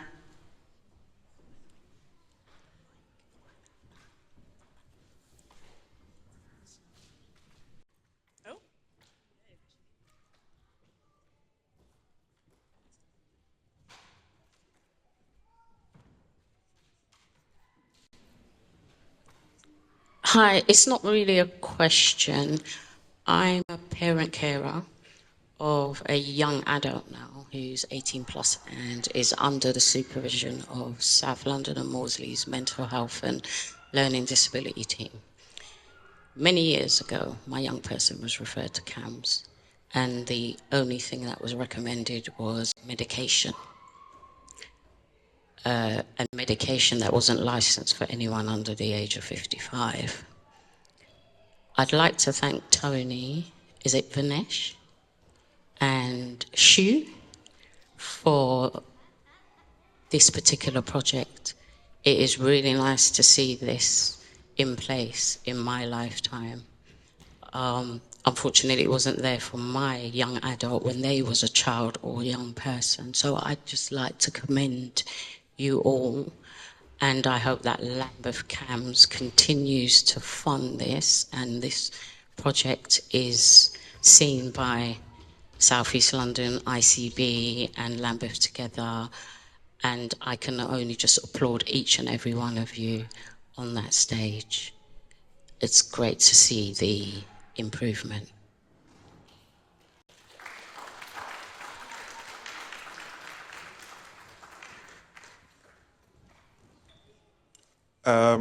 Thank you for everything you've been doing. What I'm trying to find out is, in terms of sustainability of this project, how do you see this going forward? Because I'm looking at it in terms of like a systems approach thinking.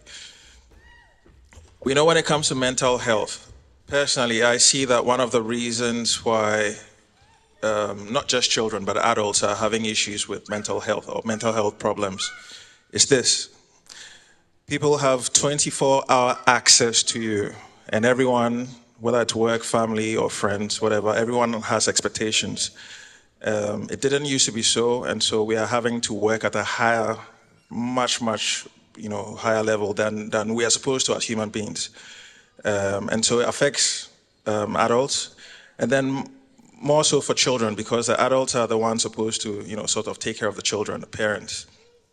But you're having to deal with that yourself, and then you don't have enough time for the children. The children also have access to these devices, obviously also going to have problems with their mental health. So it's like 2-3 times fold. The problem just keeps, getting worse and worse. It's a good thing to redesign CAMHS, but again, the question is, how do you see this going forward for it being sustainable? Because the challenge is, just keeps growing and getting bigger and bigger. Thank you. I'll answer the part about the phones, the second part. I'll let the first part, I'll let Shu handle this one. No, thank you so much for your question. And I think we discussed it a bit as a group in terms of actually there's been increasing numbers of referrals to CAMHS, and there's been more and more different sorts of pressures on young people and their families from social media, but also the cost of living crisis, and those all take up valuable time that parents spend with their young people, and there's more exam pressures at schools, so I guess life isn't getting any easier.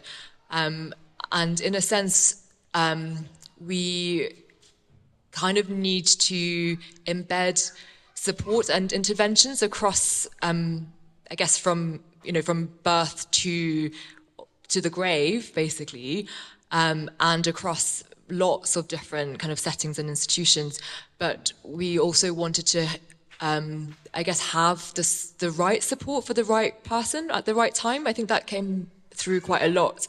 So I guess in a way, CAMHS services do a specific thing in terms of assessment, diagnosis, some psychological interventions, art therapy, psychotherapy, medications, but those tools need to be used in the right ways, and then there are other things that probably need to be changed across wider systems as well. And then in terms of going forwards, so I guess we also discussed this as a group in terms of actually, we were really hopeful for today, but we kind of wanted to carry things forwards from today as well.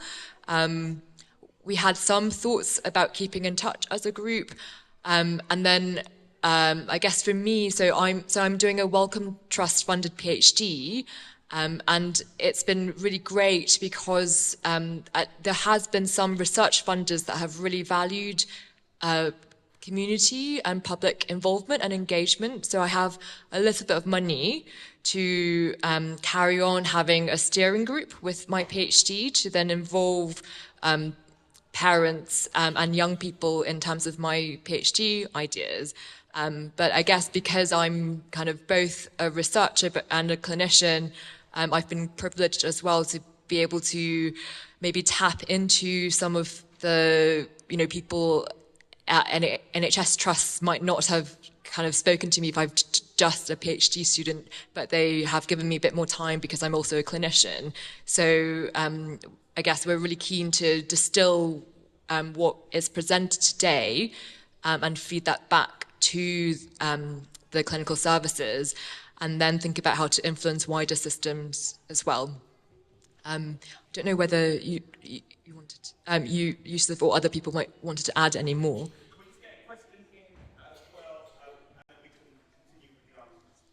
Hello everybody, I'm Kai and I'm the head of programme with the Boys Development Team at Future Men.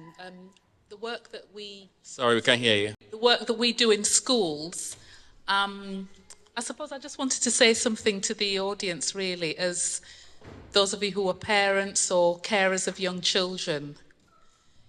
Sometimes, I suppose if we're talking about Mental Health Day, we have to acknowledge that within the black communities there's a big stigma around mental health.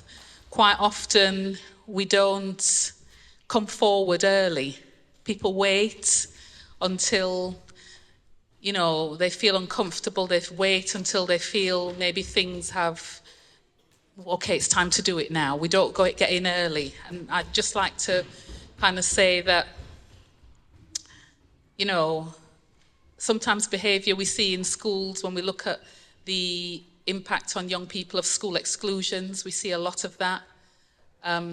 All those sorts of things can have an impact on the way young people behave. We see it as bad behaviour, them being naughty, and the really quite strict behaviour management protocols in schools can be a challenge when you're dealing with young people who are perhaps not fitting into that norm at school. There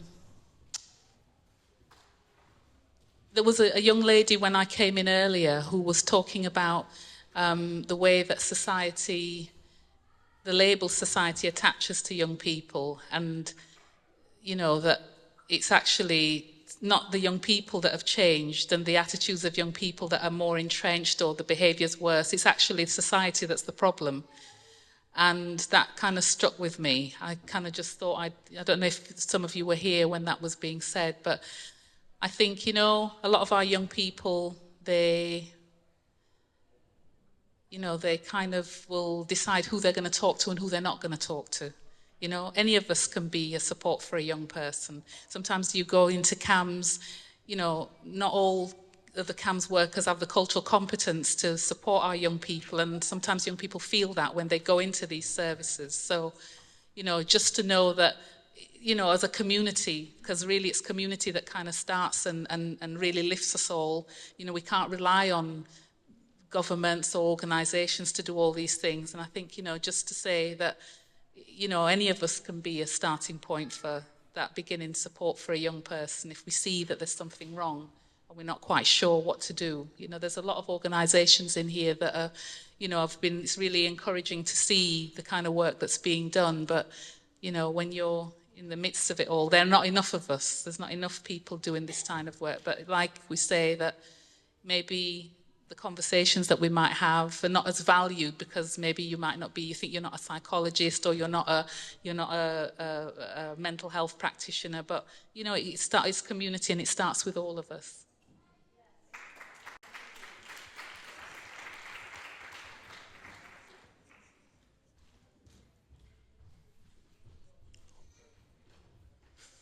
Hello guys. So this kind of project, or what's going on today, is obviously focused on a clear sector.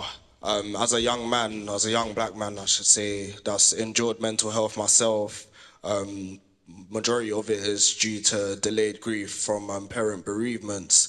However, I face a lot of challenges, and it's kind of an all eyes on me. And of course, the stereotype for men is that we don't speak, or we're ashamed, or it's like everyone looks at us as just alpha males that's supposed to get up and get on with it. However, of course, there's deeper context to us. It should be the same for everyone. Going forward, though, I see you have Youth Voice on the board there. So I just wanted to know, I'm interested in forming a campaign on men's mental health. I've already pitched the idea on my Instagram where, I want there to be like an NDA to sign, where everyone just comes together, expresses themselves, shares their thoughts. I'm kind of stuck in like ways to really go about it, whether I should make it kind of like a physical thing where I bring people to a certain place, or I should start it on a popular social media platform as like a group chat. I just wanted to know if you guys could like provide support in terms of that. So yeah.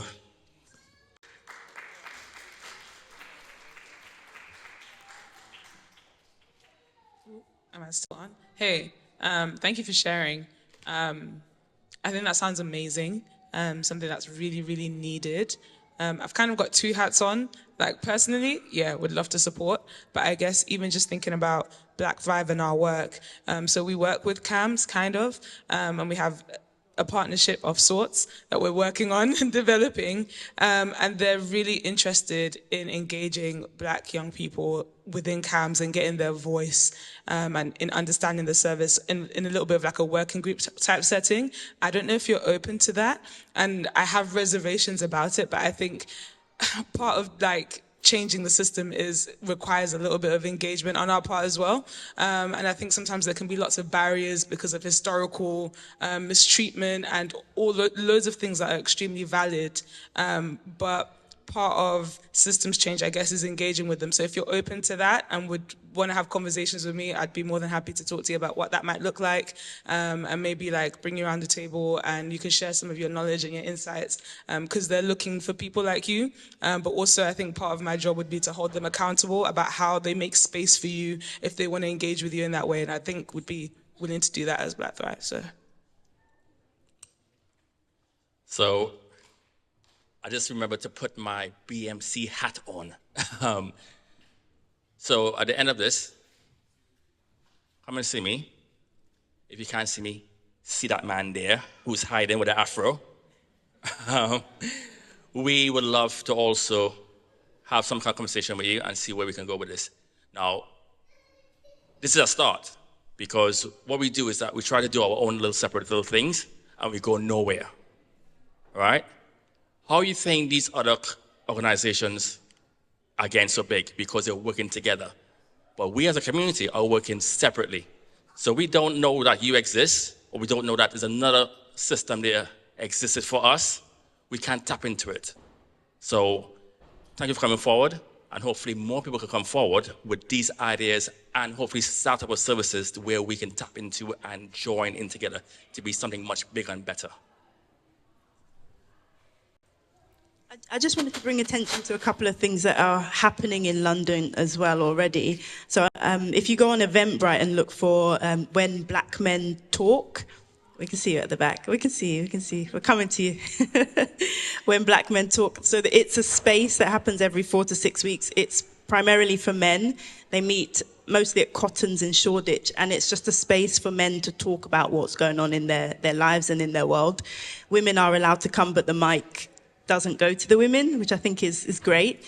But yeah, the times that I've been, it's been fantastic, and it's just an informal space. You can eat, there's cocktails and everything, but it's a space for men to talk about what's going on in their lives, even though it's not promoted as about mental health. It basically is.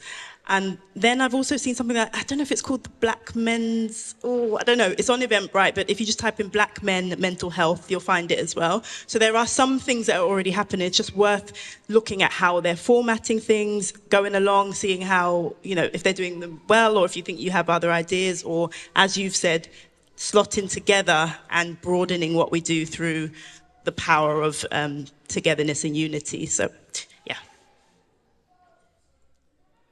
First, I'd like to acknowledge what the sister said about being in schools, etc. And one of the things about mental health is people are fearful because of the stigma that's not just attached to it. Because what happens is usually for black men, they end up in prison or sectioned. So that's why people don't come forward. And parents don't know what to do and how to do it. If there's no system to navigate, what do we do? So when you hear the word mental health, there's fear attached to that. So I want to acknowledge young people because young people have got a lot to say. And I love what they have to say. So I acknowledge you in this space. I acknowledge you as being who you are. And acknowledge the challenges you have to go through. I acknowledge you. All right? So thank you. Social media and AI is a game changer. So you don't have to use any of the old methods. You can use AI and get to as many people as possible to get your message across. So you need to think about modern technology as helping you. And in terms of the challenges you may appear to face, they're actually opportunities for you to shine. So if you flip the switch and don't look at them as challenges, but opportunities, you're on your way. Now, in terms of why young people why people are so fearful of the mental health system, one of the things that I observe in the schooling system is a lot of young people who appear to present with behavioural issues actually have special needs which are not being met. And the law requires that their needs be met, so I recommend that you get an advocate or advocate for yourself and get those special needs met. So just first of all, I want to say thanks, Tony. This was a great day and I'm glad I was able to come down, and thanks, that's to you and to your young person that was part of the groups that we saw in the videos. I really enjoyed, there was a group session, which was the adults though, where they was holding hands and then it was like a puzzle. And I think that really showed identification as to the problems that people have accessing the system in terms of how difficult it is. And I was just talking to somebody last night and they were talking about the rings and the barriers that they've had to go through to access certain services to help her father who has mental health and was sectioned, and how even up to today she's still not there yet. I think also just well done to the young man. Your idea is great. It can definitely work. Yeah, definitely. Your two ideas both can work in terms of in person and online, because people can get there at different times and it can meet different people's needs at different times. You could potentially pilot it online first and see what the feedback is, because sometimes we have to need the service for us to get the support for the service to be in place. But either way, we know that it's needed. So it's just about getting those technical parts for the services if you're going to ask people for money. What the other lady said also about the school system, everything we do is it's all about money. So the schools are being drained from the resources that they have to be put into different places. So I guess that's why in part sometimes there isn't enough space for the school to support on a mental health basis. I think there's a lot of work that needs to be done across the system, but also it's about the collaborative work that these systems do together. So schools working with CAMHS, working with the NHS, it's about everybody coming together. Another problem that we have is that we're not looking at the foundation, the roots of the problem. We're putting a plaster on it. Plasters only work for a certain period of time. You have to go back to basics. Where is the problem coming from? Where are the problems coming from? So that way you're able to manage the problem.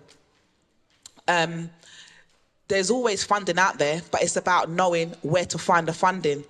But what I've been finding the funding is looking at the government systems. Because in our community, we're not as given as we should be, but we're good at complaining, but we're not good at putting our money, our hand in our pocket. I'm trying to think of the saying, but I can't. Put your money or your mouth or put your money where your mouth is. We're not able to do that. Yeah? So that's another problem that we have. But there is, and then we say we don't want the government, we don't want money from nobody, we want to do it ourselves, and we still can't do it ourselves. So we just go round and round and round and round and round and round. But the government does have funding available. It's just about looking on the government website, because everything seems to be on there. And when I go through there looking at funding, whether or not I can fill out the funding form or not, I still look at it. And I see lots of different stuff for mental health for the black community, because they know we have problems and they're giving us money, but we don't know how to fill out the forms to get the money that they're offering to us. So again, we go around and no one wants to share. One man gets the funding, but he's not ready to tell the next man. Why? You can't have all the funding. Share it.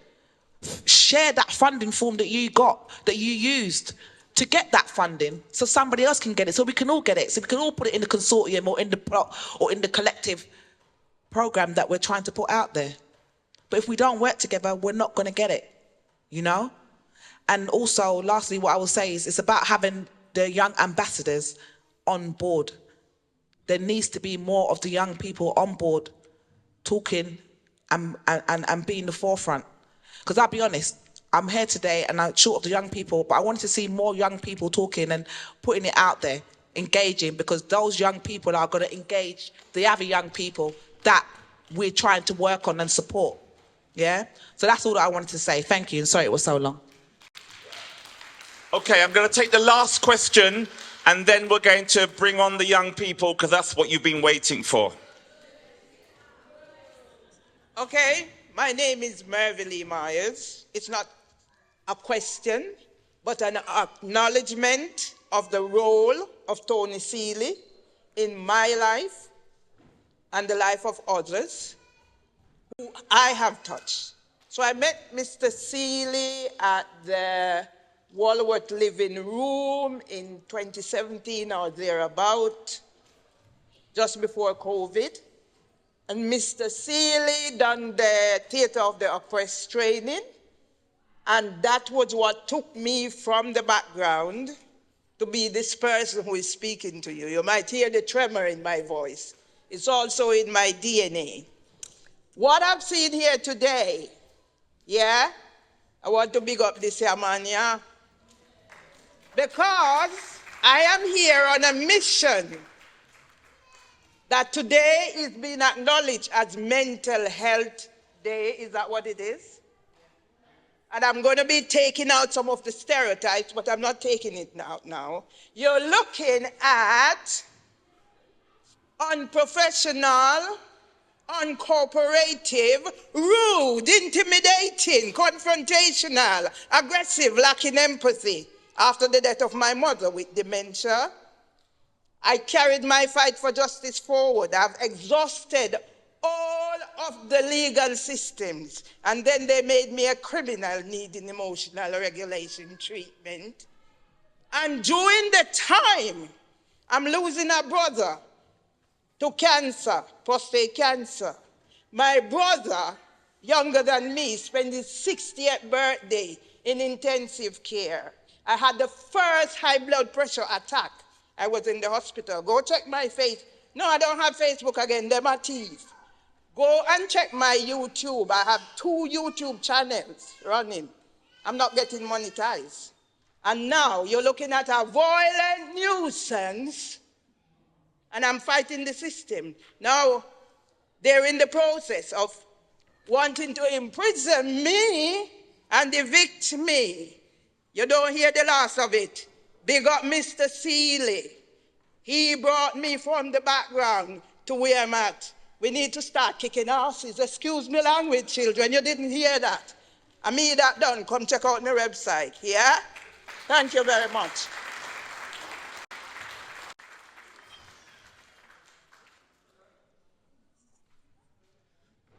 Can we give this panel an amazing round of applause, because they've done such an amazing work.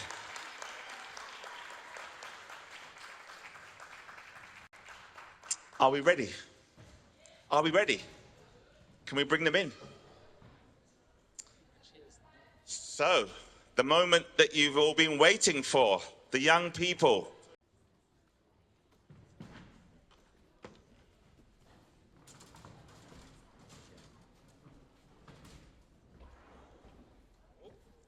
Welcome to our performance. On behalf of the young people in the UK, the helpless, the hopeful, we present to you 3 scenes detailing the reality of the struggling youth and their mental health. As a redesign project, we also aim to portray how children's mental health services may not always be effective. We hope the audience interact to provide solutions, but we will get to that. Thank you for being attentive and enjoy. This is also a content warning, as this performance covers topics that you may find difficult or challenging.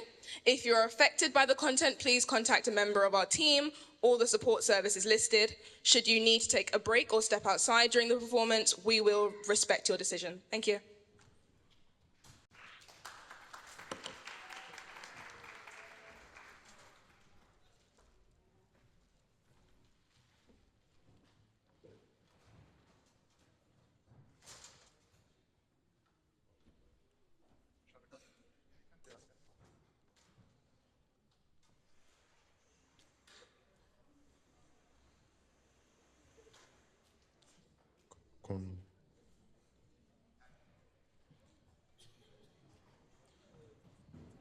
Yeah, ready?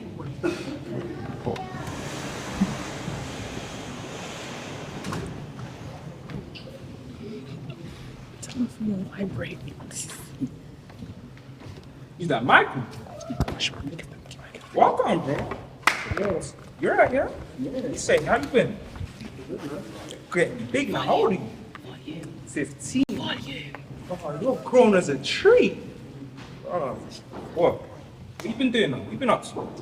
Studying for my GCSEs. GCSE. I heard it. Yeah, I heard that. What now? But like, obviously, like, how do I happen to your brother and that?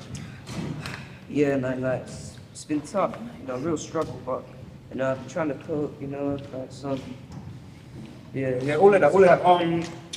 Obviously, what? What you been doing with the first bro? Is there another one? Yeah. Football, yeah. Oh, but like, you like you need a new outfit, man. No, don't worry, though. I got some change for you. For me? For you, bro.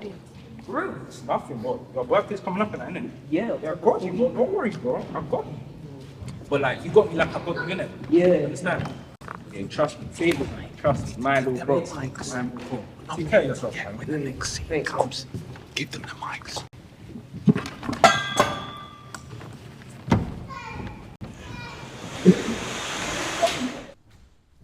You that Michael?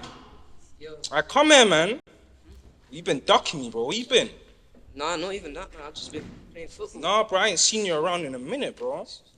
But I need your help, bro. What now? Stay here, fam.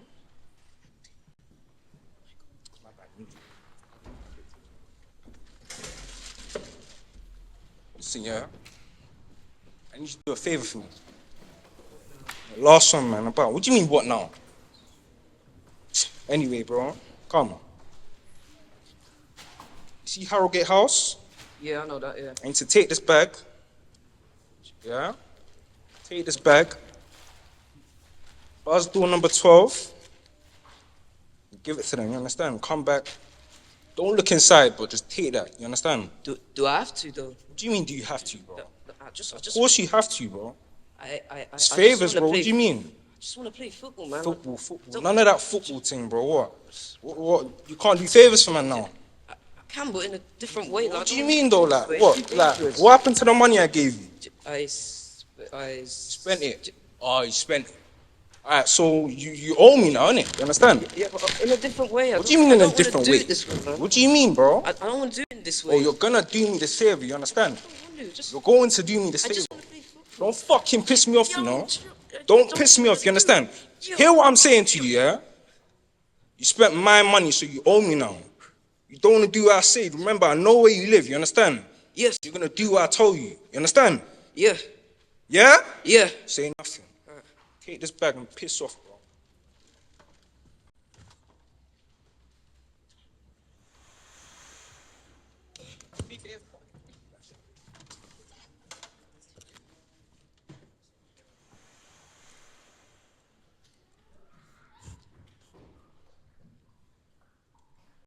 Oi, fucking no, mate. Look at this picture. Oi, come here. Got something to show you. This bloke. Thomas, try and really fit. Wait, is this the right room? Wait, I think I'm in the wrong room. Wait, hold on. What? Come here, mate. Come here. You're in the right room. Is this the Mate, you're in the right room. Take a seat. Take a seat. 2:45? Take a seat, mate. And you're late, first of all. Okay. Take a fucking seat, then. Goodness. So what's your problem, bruv, or fam, whatever you gang boys say? What?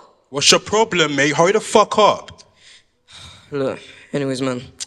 I'ma just be real. Ever since my big brother died, man, like, Yeah? life ain't been the same. I ain't been the same. Yo, are you even Quicker, listening? mate. Speak quicker, mate. Like, look. Come in. So you got that appointment with the 70-year-old with depression medication? 17-year-old. All right. Thank you. Continue, blood. Like, look, I can't stop what I'm doing, but if I tell anyone... Speak fucking quicker, mate. Come on. Time. I don't know what he'll do. Come in. Like, is there any tips, any suggestions? Where is it? Girl in care, she's calling me a lot. She needs your help. Care home girl again. Yeah. All right. Thank you. Continue, blood. Look, any tips, any suggestions, man? I'm done. Hello, any tips? Mate, you don't need to click your fingers. I can hear you. Calm the fuck down. Calm your shit and calm down. All right, well, is there any tips then? All right, mate, look, it's not my Gosh. Where is it now? 30 minutes to the Johnson family. They got a lot of money. They need All right, yeah, thank you. Right, mate, look, it's not my problem, all right? Do what you want to do. I got another family to see and they're wealthy and you're wasting my time. I told you to talk quicker. You ain't fucking talking quicker, so come out. What do you mean? Mate, you're wasting my time. Come on. I got the Johnson family to see. You literally... No, forget this, man. Oh, mate, this is... Mate, wait. We still got another 30 minutes. All right, fuck me then, I guess.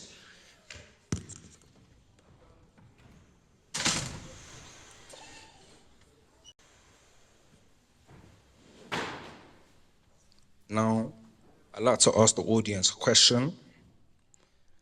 Hands up if you relate, connect, or identify with anything that you saw in the scenes. And I'd like to pick out certain people in the crowd to see if they like to answer and see what they relate to. So if you feel like you have a comment on what you just seen, feel free to raise your hand.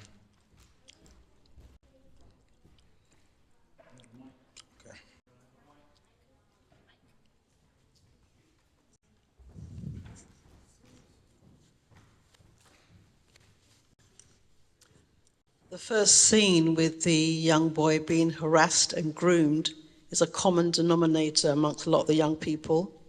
And there's a lot of fear around that as well. They don't know how to say no. They feel bullied into that situation. And many of our children have gone missing as a consequence of that. And that's a concern for our community.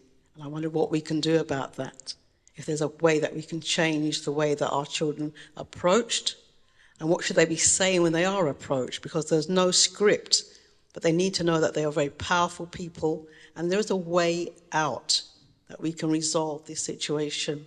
And it's about how we educate our children and our young people.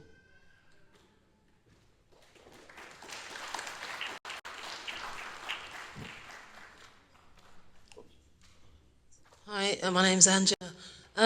Just want to make the point that a lot of the times it's people who they actually know or who know them, who are supposed to be their elders and their role models, who are supposed to be giving them the example of how they should be, who are manipulating them and using them for their own gain. So I think just like Puff Daddy, a lot of these people need to be found out and held to, held to ransom for what they're doing to the younger people. Because it becomes a system where that person passes it down, then the next person does it to the next person when they get bigger, then the next person, it just becomes a chain reaction. and it has to be nipped in the bud, which is very difficult now because it's grown its own legs. But there has to be some accountability placed on the source of the problem, not when it's filtered down to the child.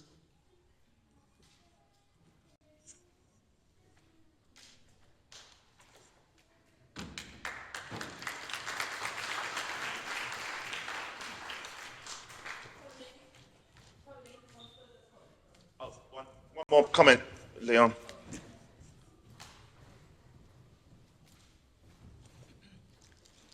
Good evening. I just wanted to say thank you for the event. I mean, I got here a bit late, but I'm really glad I made it. I would just like to point out that it's very important that parents find out their rights and their entitlements and share it with their children so that when they're stopped on the street by the police and other people, they know their rights and they know how to behave. Because too often, black people are given the wrong names and accused of things that are not true. So I think it's important, if you can share with your children their rights and what they're entitled to, it would help them enormously when they are stopped and searched and so on. I've given my children a little leaflet about it, and they're not afraid if the police stop them because they know their rights.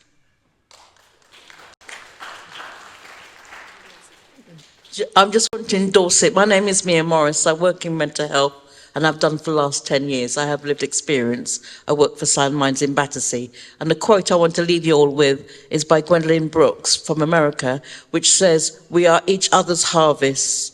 We are each other's business. We are each other's magnitude and bond."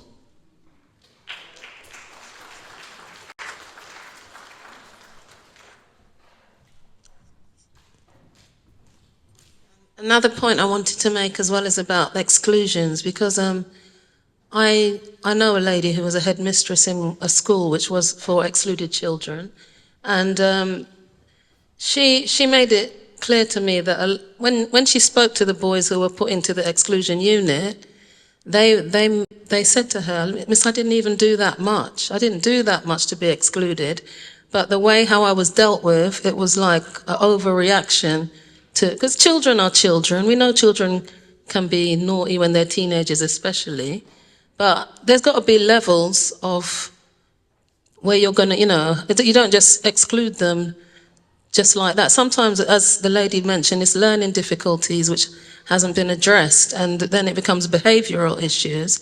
So there's got to be levels of how it's dealt with. You can't just exclude them, because once they go into the exclusion unit, then they meet people who can really influence them negatively as well, because then they become, they get together and then they'll influence each other. So there has to be something that I just think that for a long time it's been handled really badly, and I just think that there has to be more accountability. One more.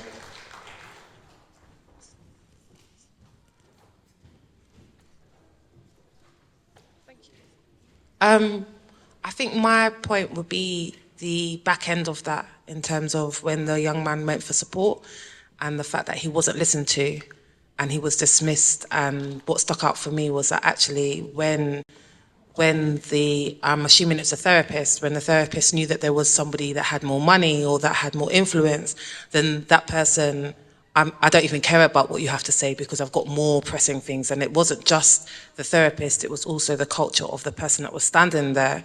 So although like in it, the initial grooming aspect is something that we need to address as a community, I think even more so the practitioners that are in place to help young people need to actually be invested in the services that they're providing, and also invested in making that child feel like actually they're valid, their feelings are valid, and creating I feel like a safe space is the wrong word, a brave space, so that you can be brave in this moment, and giving that space for that, because that's something that I relate to, going through secondary school and not necessarily having somebody that understands me or that can advise me. It's like tick box, and I see that it's prevalent in schools today. So that's my takeaway.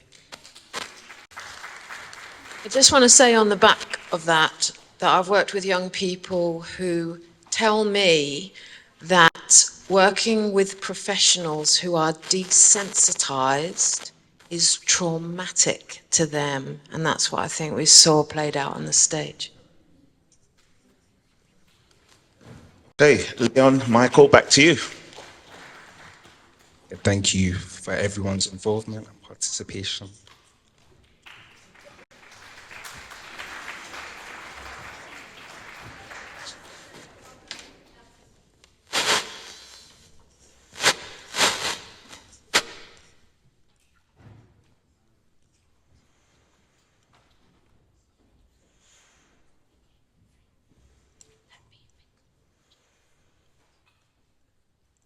Yeah, so how was you guys' day today? It was alright. Oh, look who it is. Twiggy Twiggy. What is your problem? You heard me. Actually, guys, just leave it. They're not worth our time. Yeah, go walk on. That's what I thought. Twiggy Twiggy. We didn't face the audience. Yeah, I'm good.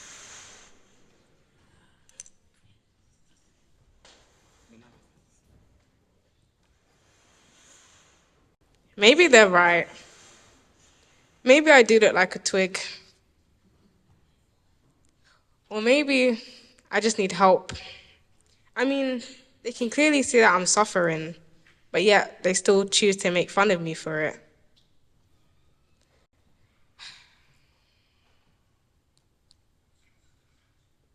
Who's calling him at this time? Hello? Who's this? It's Kyra. I've got a quick question. Oh, Twiggy Twiggy, what do you want? How do you look so healthy? Like how do you eat? I mean, how do you eat? It's quite simple. Put food in your mouth, mate. But it's not that easy. There's a lot of stuff behind it. What? I don't know what's wrong with you. Maybe you're not normal, but I know how to eat. So cut. Oh, bye then. See you tomorrow, I guess.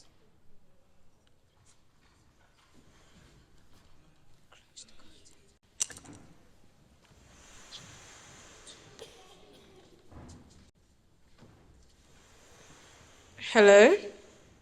Hello? Hey, quick question. What's up? What are you doing right now? Nothing, I'm just chilling in my bed.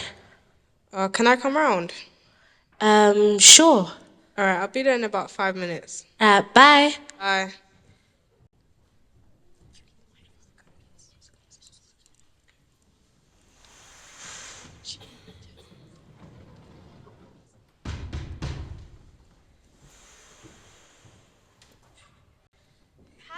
Hey, how are you? I'm good, thank you. How are you?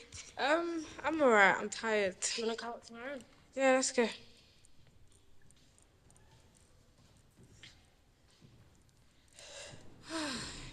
Today was such a long day. History, oh my gosh. I'm telling you, I'm so glad there's 5 days rest of school. What are you planning on doing for the holidays? I'm going to Colombia. Ooh. Make sure you eat good, you know. Yeah, I definitely will. Guys, dinner's ready. Do you guys want it now? Yeah, yes, please. Thanks, Mum. Do you want some? No, thank you. I'm not hungry. You sure? Yeah, we had that big lunch. I'm still full up from lunch. Yeah. Sure. Yeah, we had lunch. Oh, okay then. I'll just dish out your food, okay? Alright. Bye, Mum. Thanks. We didn't have lunch. Yes, we did. No, we didn't. Yes, we did. What did we have for lunch then? Oh, right. That wasn't you. That was Sarah. We don't have a Sarah in our year. Yeah, me and her have an inside joke, and I call her Sarah. She calls me Kiki. It's a big ha ha hee hee. Sure. Sorry. Thanks, Mum. You don't want anything, honey? I'm fine, thank you. You want any snacks? Or... No. Okay, I'm just upstairs, so if you change your mind, okay? Alright, bye. This is so good. Are you alright? Want some? I can share. No. You sure? I have to go. I'll see you tomorrow. Bye. Bye.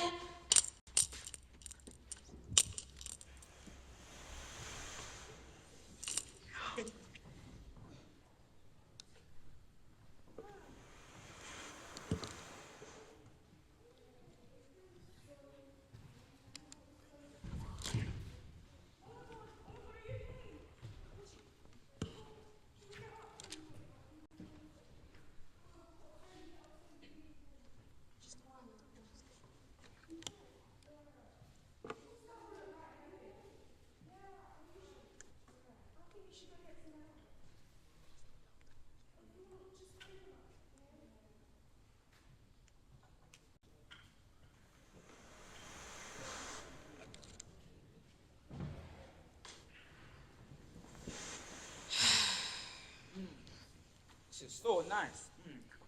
Not you again. Oh, look who it is. Twiggy. Where you off to? Doesn't concern you. Go on, go eat some food. No. You haven't taken any of my advice. I said eat food. I don't see no difference. Literally. Twiggy. It's hard, okay? Actually, I think we should help her. That's a good idea. Come. No. No. Come. No, free. No.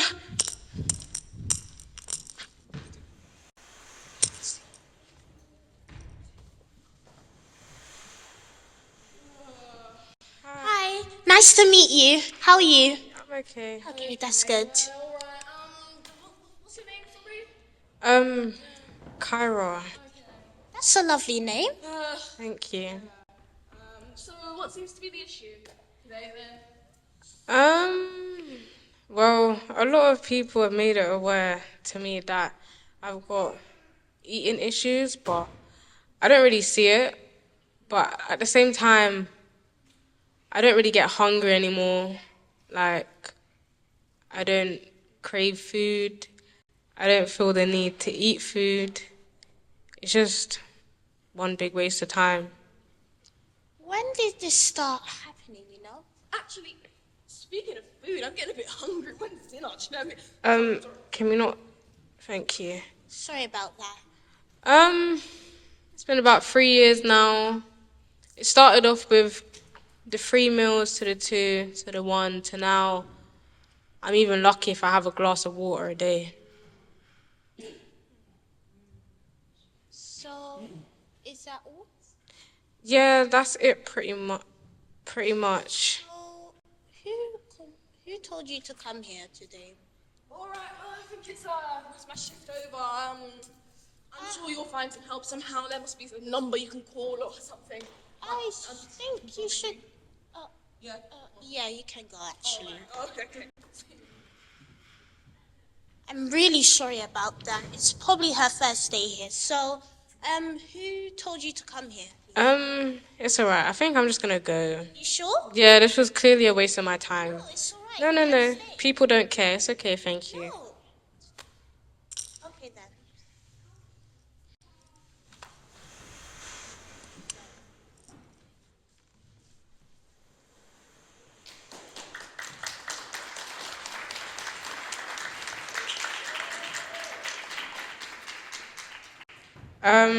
Hands up if you relate, connect, or identify with this scene. Oh. Okay. Ada. Okay. Who wants to go first? Who?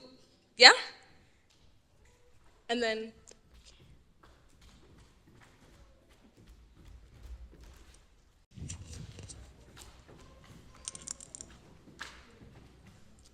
That was wonderful. Really lovely to see the scene.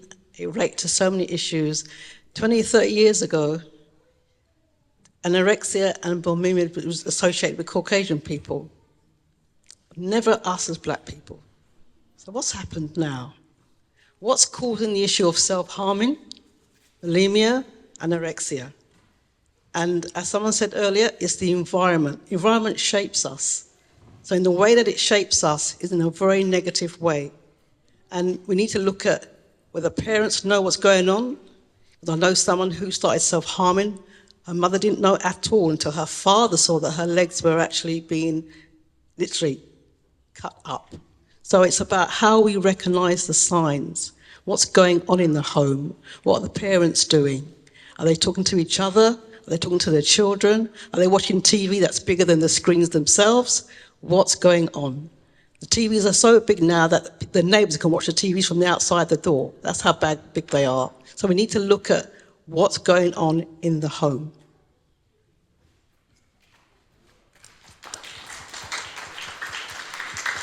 I'm so sorry, but I just had a realization about myself when I was a kid, and I used to self-harm, actually. It came from the household because my siblings used to call me names. So the names and my street family calling me, they used to call me Gummy and Gummy Bear and sing the song Gummy Bears, Bouncing Hair.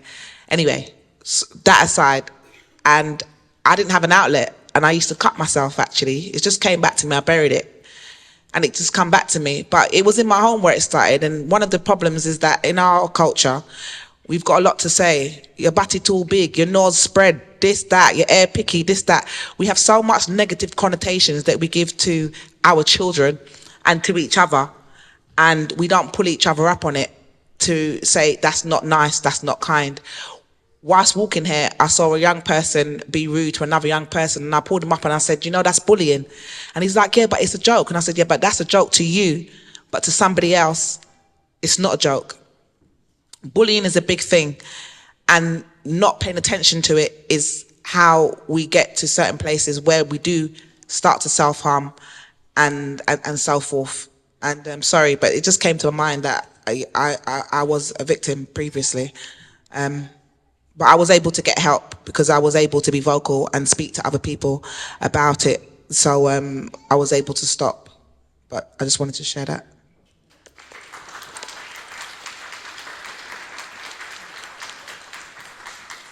I think I will say both scenes that we've seen so far have been very poignant. And with the young lady with the eating disorder, you can clearly see that she's tried to reach out. I think a common theme that I've seen is you're not heard or recognized until you become a problem. Once you become a problem, then people start to look at your problem. When you start acting out your problem, that's when you start getting seen or heard. I wouldn't blame the young lady's peers for not understanding because they're too young to. She is trying to tell people, she is trying to reach out. Even to services. Again, it's another common theme that young people have. By the time you do get to speak to them, they will say to you, I tried this or I tried that and nobody listened. And it's like they're not going to get heard until, as I said, they start acting out their problems and probably become involved in the criminal justice system. And then the collaborative working starts because now the services want to listen because you have a label, you're a problem. So I think the scenes are very poignant. Well done. Thank you. And thank you for sharing, by the way. I think what stuck out to me is how important first impressions are as professionals. I think in the scene towards the end, when there was two professionals in the room and one was quite dismissive and one was quite open, the one that was very dismissive literally shut her down. So even though there was somebody there ready to listen and to dig deeper, the walls had already gone up.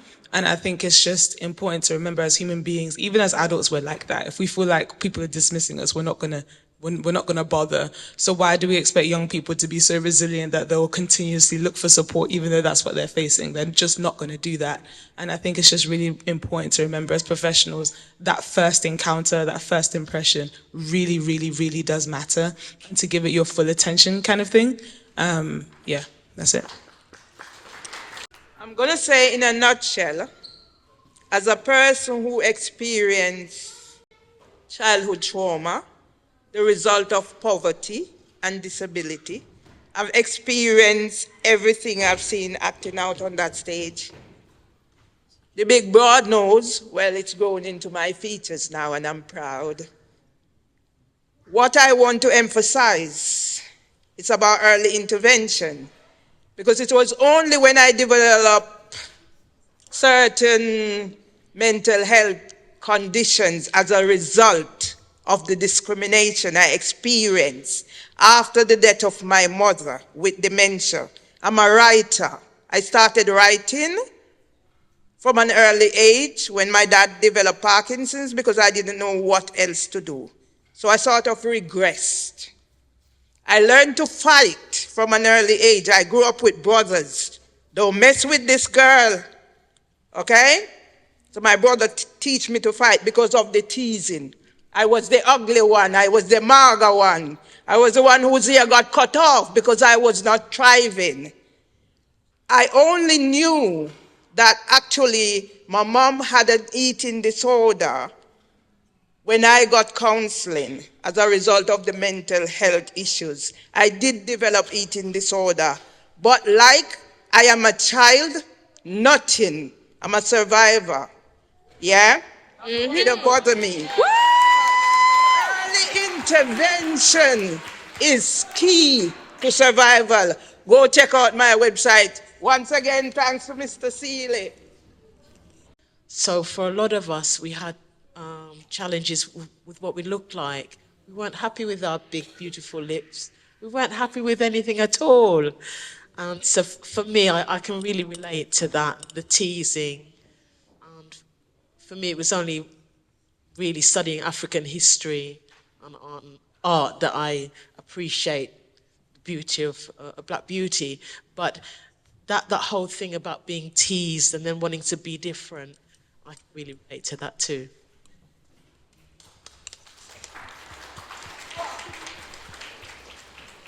Tony, there's one more. One more. When I was younger, I developed epilepsy at the age of 12. And it was like at a key time in my life where I was just, coming into myself as a young girl. And it hit me hard. And I could relate to that very much because I remember when my mum took me to the doctors and I said to him, I'm depressed. I'm depressed. I feel suicidal. I'm depressed. And he said to me, oh, you're too young for that and you've got so much to live for and this, that and the other. And in saying that, he totally just overrode all my feelings and everything I was going through. So I just felt like I couldn't really get any help there. So I just bared with it and it got worse later on. But, in the end, I'm fine now because I am an overcomer as well. Thank God. But, it's, you got to really, life has these hurdles. It does throw hurdles at us through different stages of our life. And sometimes it does happen, unfortunately, in childhood. But it's very important to know that you're not going to give up on yourself, because that's what I never did. I never did give up on myself. And it took a lot longer than it should have for me to come to a point where I was able to be fine. But I didn't give up on myself, and I just kept working away with whatever I had at the time. And I just kept trying to get more and more information. And the more that I overcame one hurdle, that opened the door for more information, if you know what I mean, because I was taking away the layers of ignorance.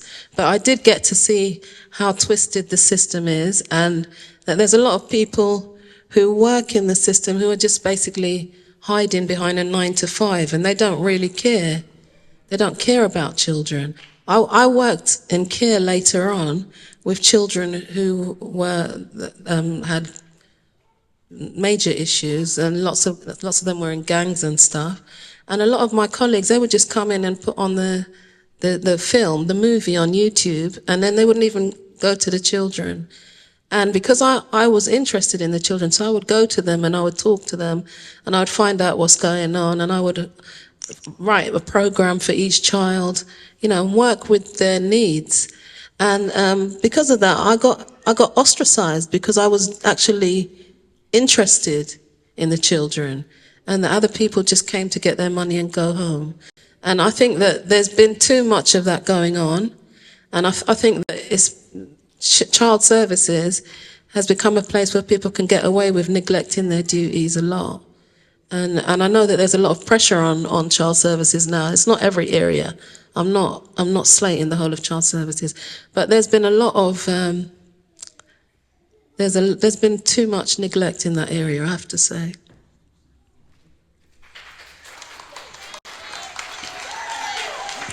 Guys, move the mic.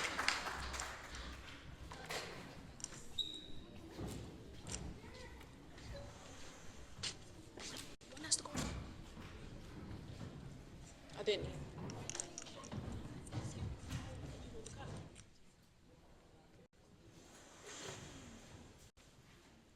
Oh my days, do you see who was a friend to tell words Just straight something out on that paper. So funny. Yeah. Okay. Guys, do you revise to French? 100%, yeah. Gonna say that easy. 100% done. Cold. I prefer to thrive under pressure. Revise it wet stuff. And study. Who studies nowadays? You just said you studied. With a lie. Okay. Anyway. Oh my gosh, guys. My mom just confirmed we're going to France this weekend. No, I can't believe I was there last year and swear down. Yeah, it was so nice. You have to go. It was incredible. We're going to the Louvre, so I'll take pictures and I'll send them to you. Okay. Yeah. What about you? Did you been in Europe? What do I say to them? Say what you always say. I can't keep lying to them. You have to. You can't let them know your secret.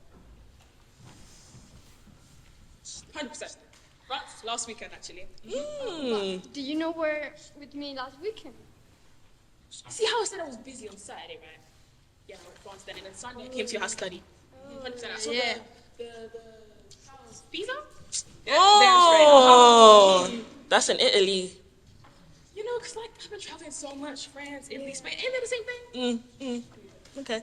But anyway, guys, it's getting a little bit late now. Do you want to go with you? No, it's cool. I can. You said we could come to your house though. No, I said in. It's okay, we can't go. So we could come today. We need to do something. So No, but I just want to see her house. No, it's okay. It's okay. We've never been there. I know. Next time. You can say, guys, it's okay. Really, it's honestly, it's fine. Let's Can't we go. just calm? No, it's okay. It's So when don't is he worry about telling it. Just today? keep going. Just call it. It's okay. It's okay. Yo, I'm saying. Who are these people? My friends. What's up? Sarah, I told you to be home at 7:30. And what's the time? Look at your phone and look at the time. No, Sarah. Firstly, you said I could be home at 8. It's 7:24. You know, I can't do this with you anymore, Sarah. You know, you may as well live at your dad's house. I don't know where he is. You keep that secret from me. Why would I know where he is? Your dad. You know, we're not even going to talk about your dad. But you brought it up. We're going to talk about you, Sarah. No. Are you talking to me? I didn't even say anything. You didn't. Who the fuck do you think you are, Sarah? You come in here. You know what? Take your fucking shoes off. You come in here thinking that who's the owner of the house? I pay the bills, I pay for your clothes, for everything that you have. And you wanna come talking to me like this? Are you out of your mind, Sarah? Don't fucking talk to me like that. Who the fuck do you think you are?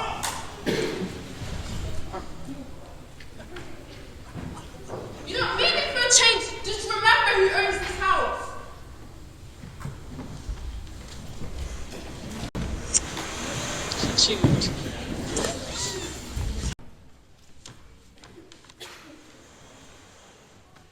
Ugh. Why won't this girl pick up her phone?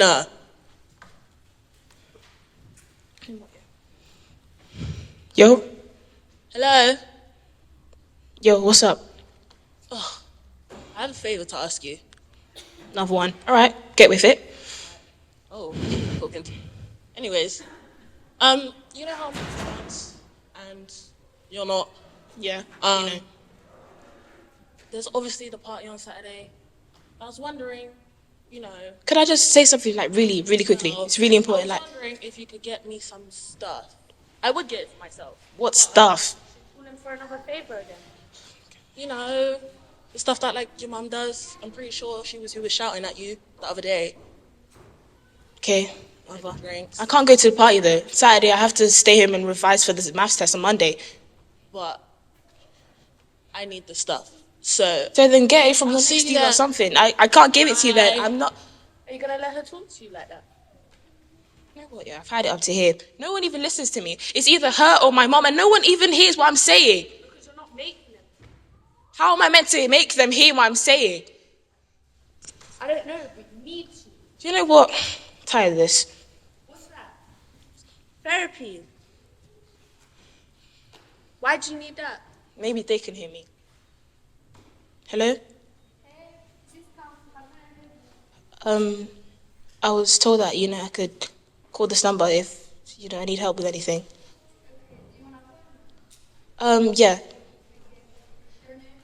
Sarah.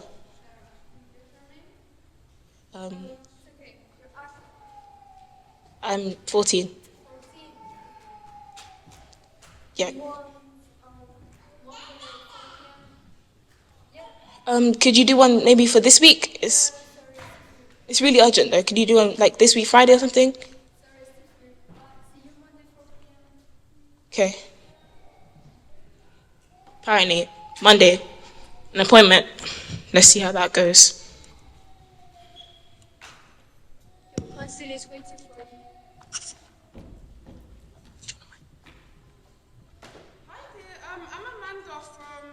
CAMHS. I'm a counsellor here. Would you like to take a seat? Yeah, sure. So all your credentials look great. It's just the fact that you don't seem to have a parental signature. I wasn't told that I So need. if it was up to me, then I'd allow you, but it's policy. But I'm over 13. I don't need to have a parent with me, do I? I'm sorry, it's not. It doesn't mean it's really anything that we can do in that regard. Okay. It's fine. Don't worry about it then. No, it's okay. Yeah, it's fine. I'll find someone else to deal with your stuff.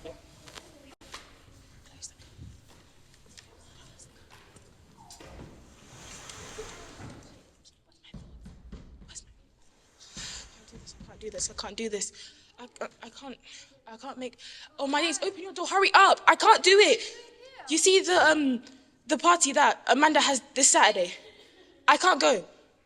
Because I have to study, and she's telling me about how I need to bring drinks or stuff. And I just, well, I kind of already did it. It's, yeah. Oh my days. Why you don't throw it? Because it's my mom's, and I don't want to get in trouble with it. Let me throw it in my phone. Okay. Give this back.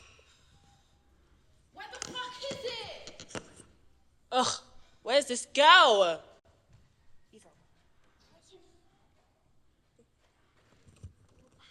Hello, who's this?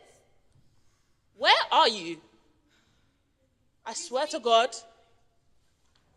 Who's speaking? Who's this?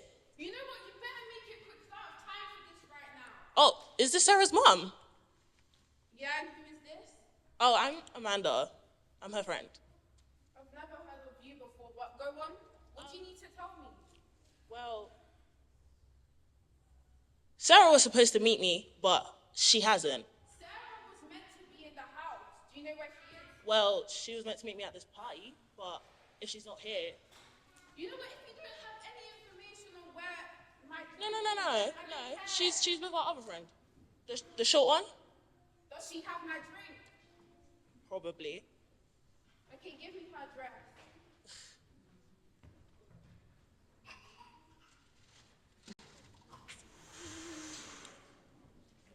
What are we going to do with these? I don't know. My mother's right in the kitchen. I can't throw it. Sorry. What about the one out back? You have been out back, right? Like, I can't help with you if you want, but let me take it for a while. Hello? Oh my days, is that your mother? Hello? Oh my gosh, just open the door. It's fine. It's fine. Hi. Who are you? Are you gonna act like you don't know where she is? Who are you talking about? Let me in. It's my home. Excuse me. Is that you, Sarah? Yeah. Stop being a child and come out here. So what do you have over there? It's nothing. It's just It's books. nothing. It's My just homework. Get the bag. It's my homework. Get the bag or it I'll has get books myself. in it. I said I need my drink. Just give it.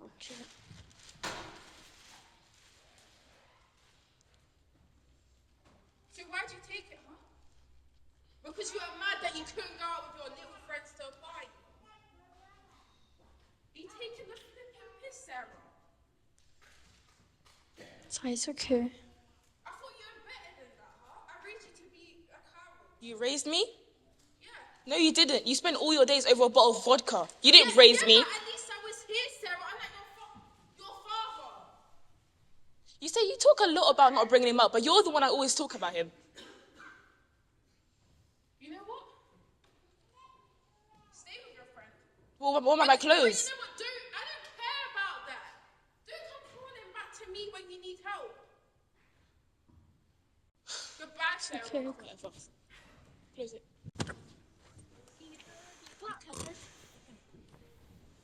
So based off watching that, put your hand up if you were late. Who would like to go first? Amy.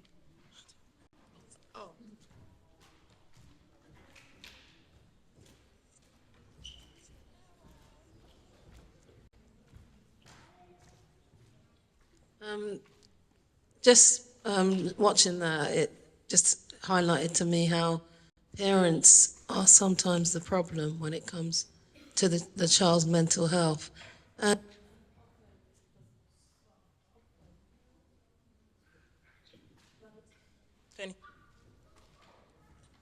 often it's because the parents themselves have got their own mental health issues which hadn't been addressed along the way, and then it ends up affecting the children further down the line. There are services which are out there, which are there to help families and parenting, teach people parenting skills, or come to the house and work with the family to try and get a good balance, like act as a mediator. So there is help out there, even though there's less now because of the cuts, but there is help out there, and there are charities out there as well. But it's just knowing how to navigate and access what's out there, because for families especially, there's a lot of support. That's it.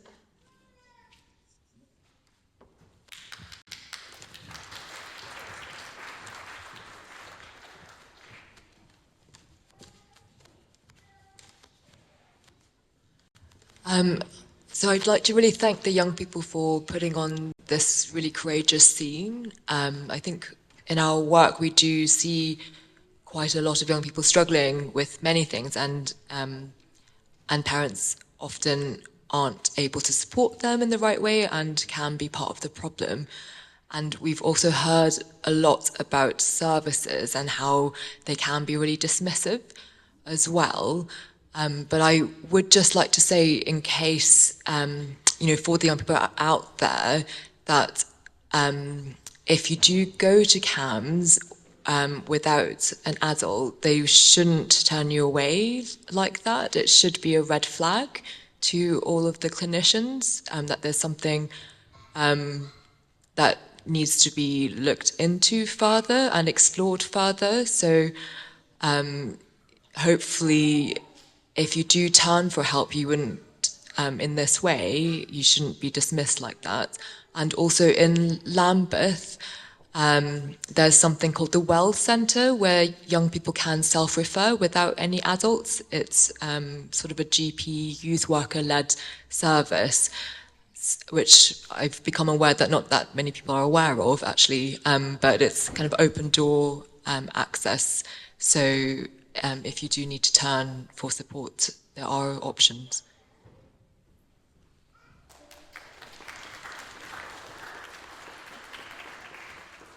I think the last one was really good in terms of talking about the themes of loyalty, because you don't want to tell anyone that you're going through things with your mum. You don't want to say that mummy potentially could be an alcoholic. She could be not in a very good place, and that might make you not in a good place, and you can't even talk to your friends about it because maybe it seemed like the mother and the friend were mirrored. So maybe you're looking for relationships that are like that, which I think is a part of a larger problem, where we're so used to situations. That we're so used to situations at home that we then play them out in our social lives as well. So it's almost like a never-ending cycle. But what I would say is that you did a really, really good job of showing what that looks like from a peer's perspective, and also how hurtful that must be to be rejected by your mum. But not just the verbal rejection. You could stay with your dad. The comparison to daddy, also the comparison that you're not doing what I need you to do. That's like the non-verbal rejection, but the rejection that actually happened at the door. The young lady went back inside the house because there was nothing else left to say. That's my interpretation. There's nothing else left to say, because how can you speak to somebody that's ready to reject you? So that. Then also trying to access services, that must be even more challenging. So, yeah, I feel like there needs to be like maybe PSHE classes about understanding like the loyalty that comes with having a parent, because you only have one mum, you only have one dad. That kind of attachment style, but also trying to navigate what's best for you, which is really, really difficult. I'm a big old woman, and that's really hard for me to do at this point. So I can only imagine what it's like for a young person that's having first experiences all of the time. but yeah, I think the whole show was great. Like, lots of learning points for me. But yeah.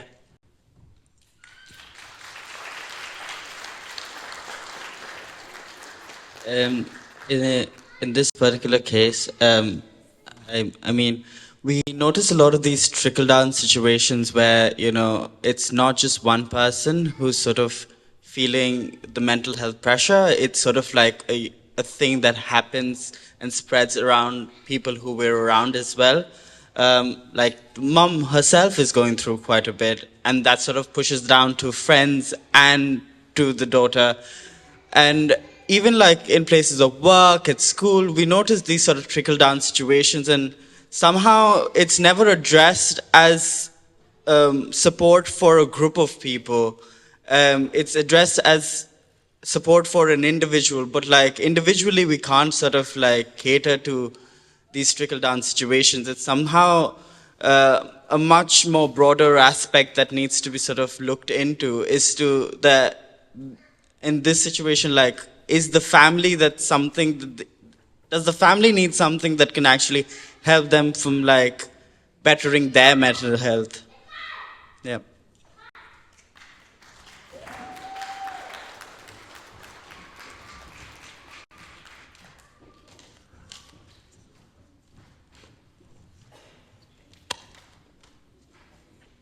I just want to say thank you again to all of you guys.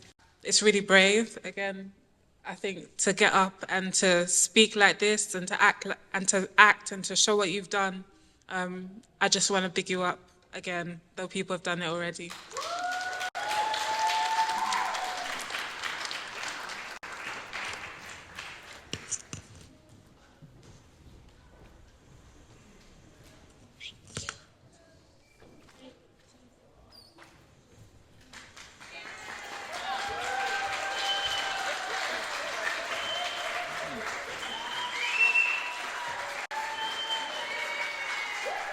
What about? What about? Okay, good. Never mind.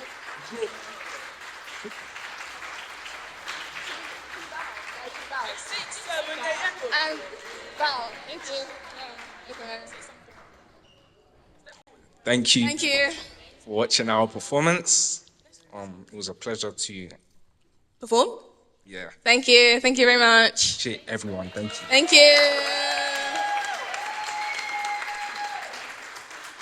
So who's got any questions for them about their play and what they did? Yes, got the first question.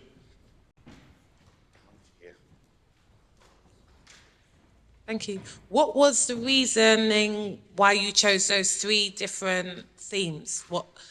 And were there any other themes that you feel that is quite important that you would have liked to have included? I guess the reason why, okay, so I'll just come out the gate with expressing that I wrote, 90% of this, and, you know, it was co-written by Gia and Eva. So kudos to them.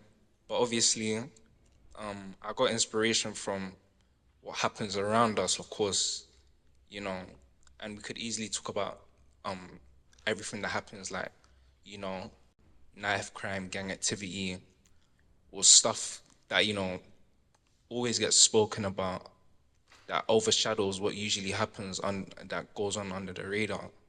And, you know, bullying does happen, and things that have connotations to, like, you know, insecurity and like stuff like suicide and all these things that are just like a connection to it. I feel like it was good to talk about stuff like that. Not good to talk about, it's good to raise awareness about those topics. So I thought, you know, let me talk about things like that. A young lady with an eating disorder, a young lady who's you know, suffering from domestic violence, someone who's being groomed into gang activity. Like, these are real, and to display and portray to the audience, like, yo, this is how it could happen. You feel what I'm trying to say? And raising awareness is like key. A lot of people, they see the problem, but they don't understand, how does it happen? You understand what I'm trying to say? They don't know A, B, and C, like X, Y, and Z, like how this happens and how this operates. So I feel like this performance displayed by these wonderful actors would have been key to the show and everyone, yeah, this is how it happens, this is how it goes.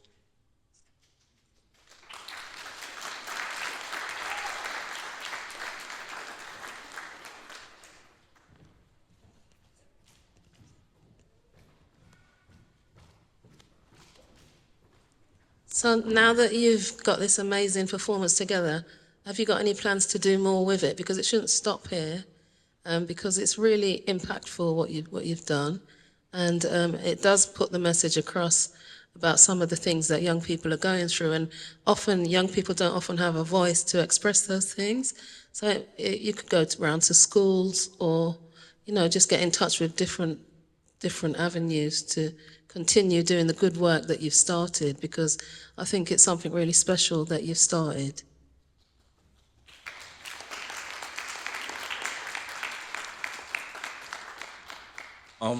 In essence, to like what you're suggesting, I feel like, bearing in mind this is my first time participating in something like this.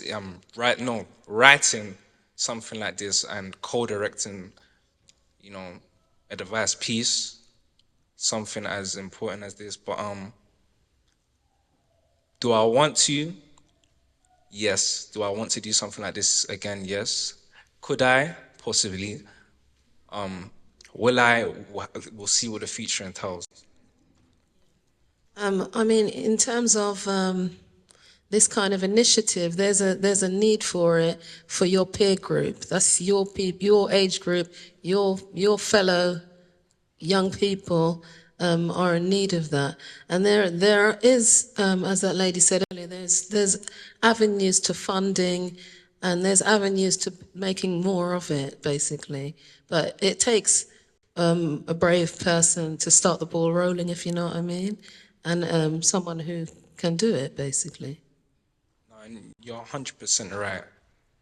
I feel if I have the opportunity to do something like this again, I'll try and seize it. Because what we're doing here is we're pushing the right agendas. You know what I'm trying to say? And, we're trying to be a voice for the vulnerable.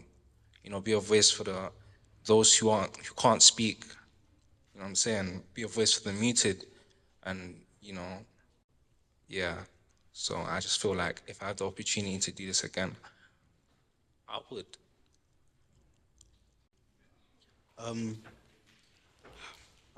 Yeah.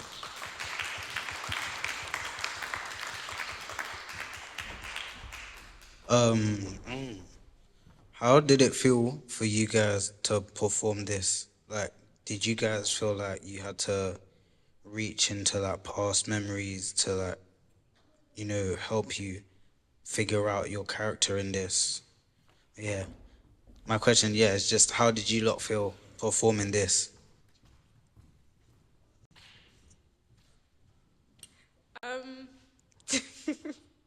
It was actually quite fun, like, because I got to meet all of these lovely people, and then at first the first couple sessions, it was very much, we didn't know what we was doing. Like, we didn't really see,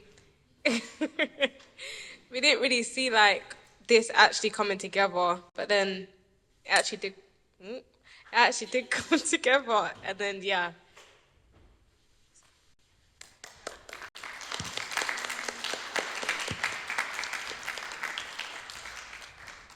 For me personally, I feel like it wasn't that hard, but at some stages, like playing that character, obviously, like me myself, it doesn't really like fit my personality.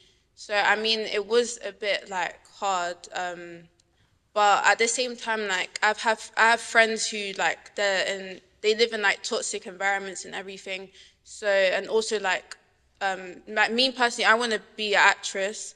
So like thank you, kind of like being able to embody like those roles, even if they like juxtapose me as a person. I feel like it's a challenge, but it's a challenge that like I feel as though like it will help and spread awareness. So it was worth it. But yeah, as a whole, I just feel like, well, I hope that my character kind of was convincing enough and, you know, spread awareness. So yeah.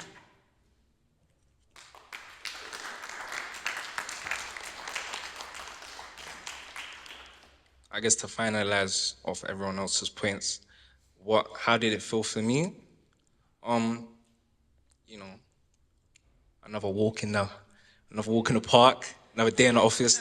Now I'm playing, I still got those jitters, those nervous jitters, but what motivated me to even keep this going is you know, when it comes to minorities and youths in London, I can't really generalize for the whole UK, so I'm just gonna speak on what I know.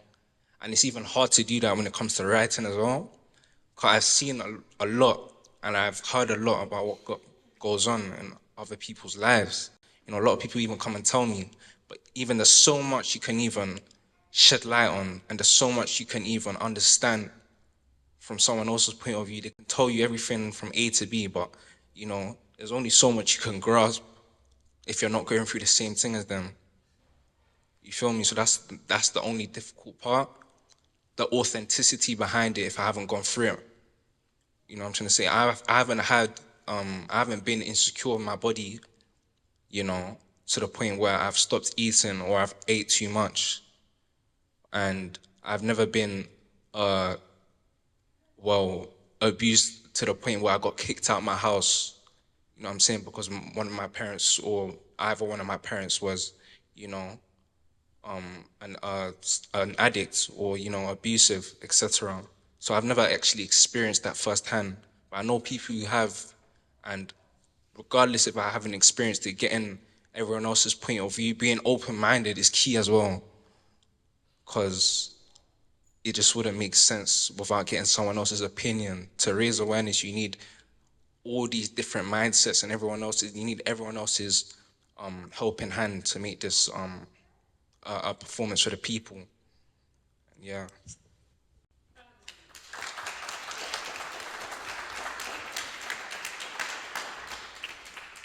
I just wanted to add as well, like to what everyone said. For me, like this experience, it wasn't something I would have like gone to initially.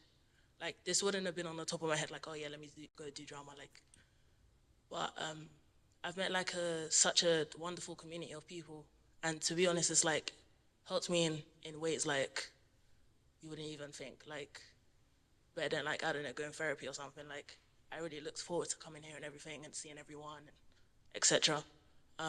In terms of like the plots and stuff, a lot of them, it's not like it happens to everyone, you know, but there is a lot of people and a lot of situations where people can experience stuff like that or similar to that. And I feel like as a collective, we just wanted to highlight like the stuff that can happen and the stuff that people go through and the stuff that, like, to shed light on things we can do as a community and as a people to like help people in need, or even like not as a professional, but just in general, like checking on family members or friends or something, just to let them know that they're not alone. I feel like it's very special and powerful, and that's like the message we wanted to portray as a collective. So I'm really like proud of the work we did, and I'm very happy that we got to show it to all of you as well. So yeah, thanks everyone for coming and everything.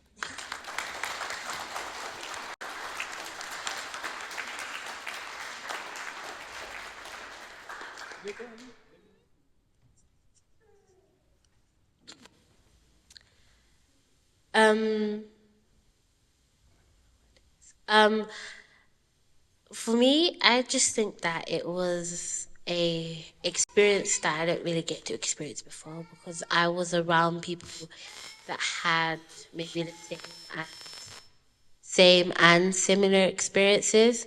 So it was, I guess, mind-opening for me, because I got to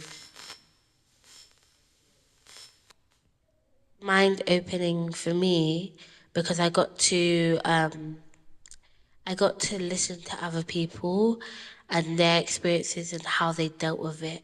And it gave me a new perspective on like how I could deal with certain situations in the future, or how I could I could speak to people just like me, and I could get a totally different response, and it could shed light on a situation that I don't think would, have light on ever.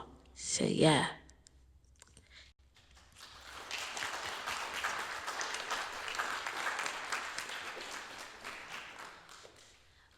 I love the whole experience from meeting all these people to the actual plots because I liked knowing that everyone goes through mental health and there's different stages of it and how to cope, because from therapy and stuff to counselling. And I know that all these gang violence and stuff wouldn't get shown outside of things because they would say it's too what's the word, graphic, and I just liked seeing it and seeing what would go on because it's very important just to know and to help the people.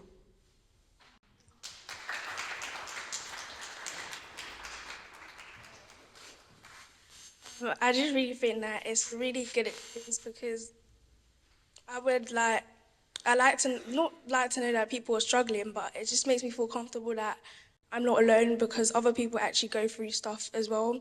Because I just think that when I go through stuff, I just be like, oh, why me? I just go through stuff all alone. But it just makes me feel comfortable, I'm not so alone. I also think that this was actually a really good idea. I liked everything from beginning to the end. As soon as I heard about it, I just wanted to do it immediately because since young, I always wanted to act. If I'm watching something on the TV, I just imitate what the characters are doing, that kind of stuff. So yeah, I just really excited to do it, and I just think that it's really good that it just brings light to mental health because not everyone has the best mental health, and yeah, I just really like it.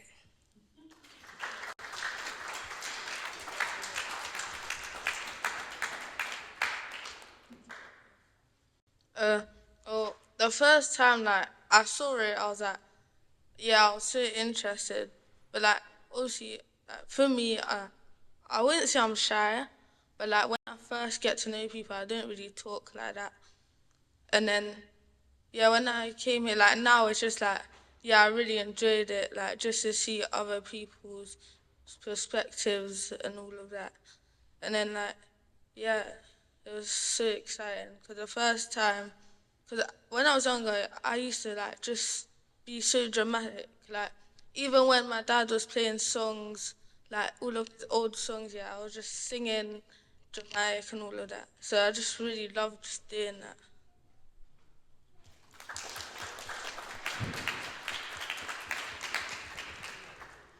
I really enjoyed this experience because it was very collaborative. I got to work with different people, and especially I was the person that was handling the costumes and props, and it was really interesting because I got to delve into different characters, and for example, certain characters have certain personalities or characteristics, and it was interesting because I got to kind of curate an outfit for them, and it was really interesting, and I got to learn how different colors connote different feelings, and I just really liked it, and it was my first time doing this type of stuff, and I love everyone here. It was really nice.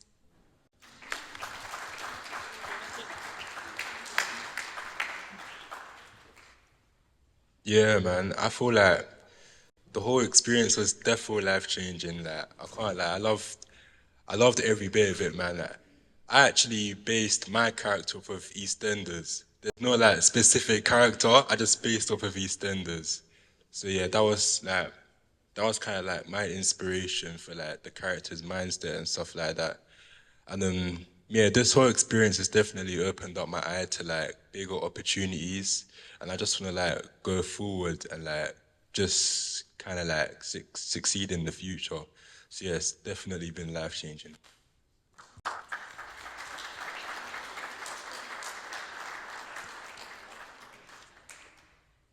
I just want to make a quick just thank you to Tony for organizing this for us, because without him organizing our whole thing, none of us would have met each other. We wouldn't have been able to portray this message and everything. So I just want to say thank you to him too.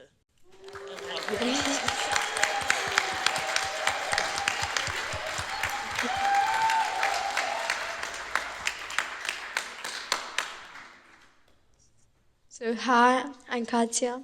I don't have too many to say. It's just that I really love work with this group because it's amazing and everyone is so nice and kind. I really love work with cons and learn about more these mental health problems because before I listened about it, but I didn't listen about cons, and I learned more about cons resources that I didn't listen before. Yeah, it's amazing work with all of them.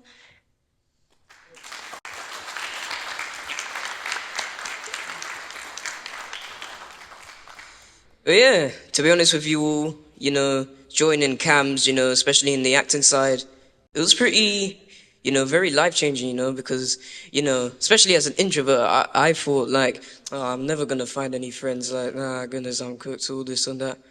Until I came here, I'm like, oh, yeah, I like this now. Like, it made me come out of my shell, and, ever since I was a kid, I've always liked acting, like, love watching movies, TV shows. Like I just really resonated with just acting in general. Like very great because like like I even have a skill for like persuading people as well. Like I have that skill, and I'm like, yeah, maybe I could use this for acting. Maybe I could have a talent of this, and yeah, and yeah, like this program has been really good. Where to the point. Like I don't even do this for the money, because I just do this for like passion, as a pure passion, just pure talent.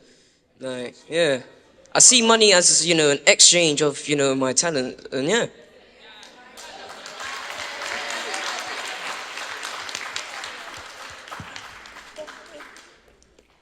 Hello.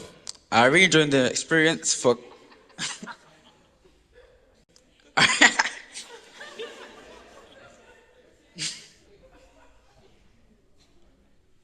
I really enjoyed the experience of working with Tony and everyone here.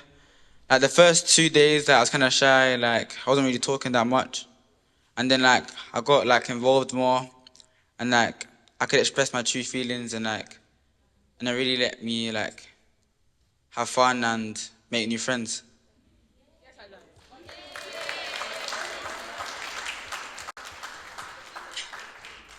I think the only thing I really have to say is it's been a really good experience seeing all these young people come together and do something productive, and it's for the greater good.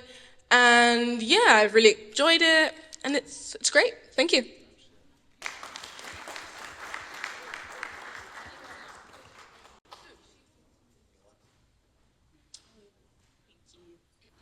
Hello.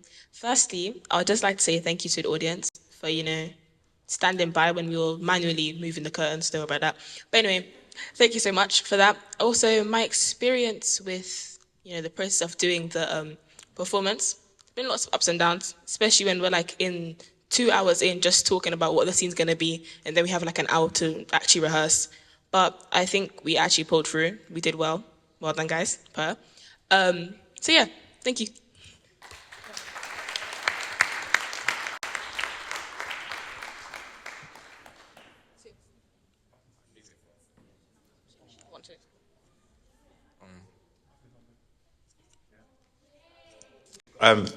Hey everyone. Yeah, I'm really pleased with how this turned out. It's great. I would like to add that moving forward, I've been thinking about like what people have been saying about what can happen next, and I think for me, I would like to obviously make a huge, like not a huge, but like a much bigger video around like, obviously the whole process. But I kind of have this vision that hopefully someone maybe like who isn't feeling their best maybe and is struggling with mental health can maybe like come across this type of video and see that other people are struggling as well, and so yeah, that's something that I'm hoping that can happen. But yeah, I'm really pleased with today and the whole project. So yeah, thanks. Thank you to everyone as well, from the funders to the audience. I really appreciate you spending the time.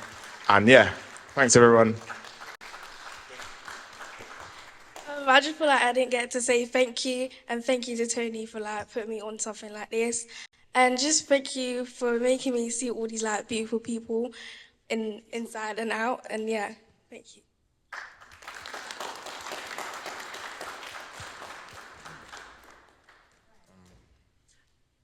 Is there any more questions the audience would like to ask?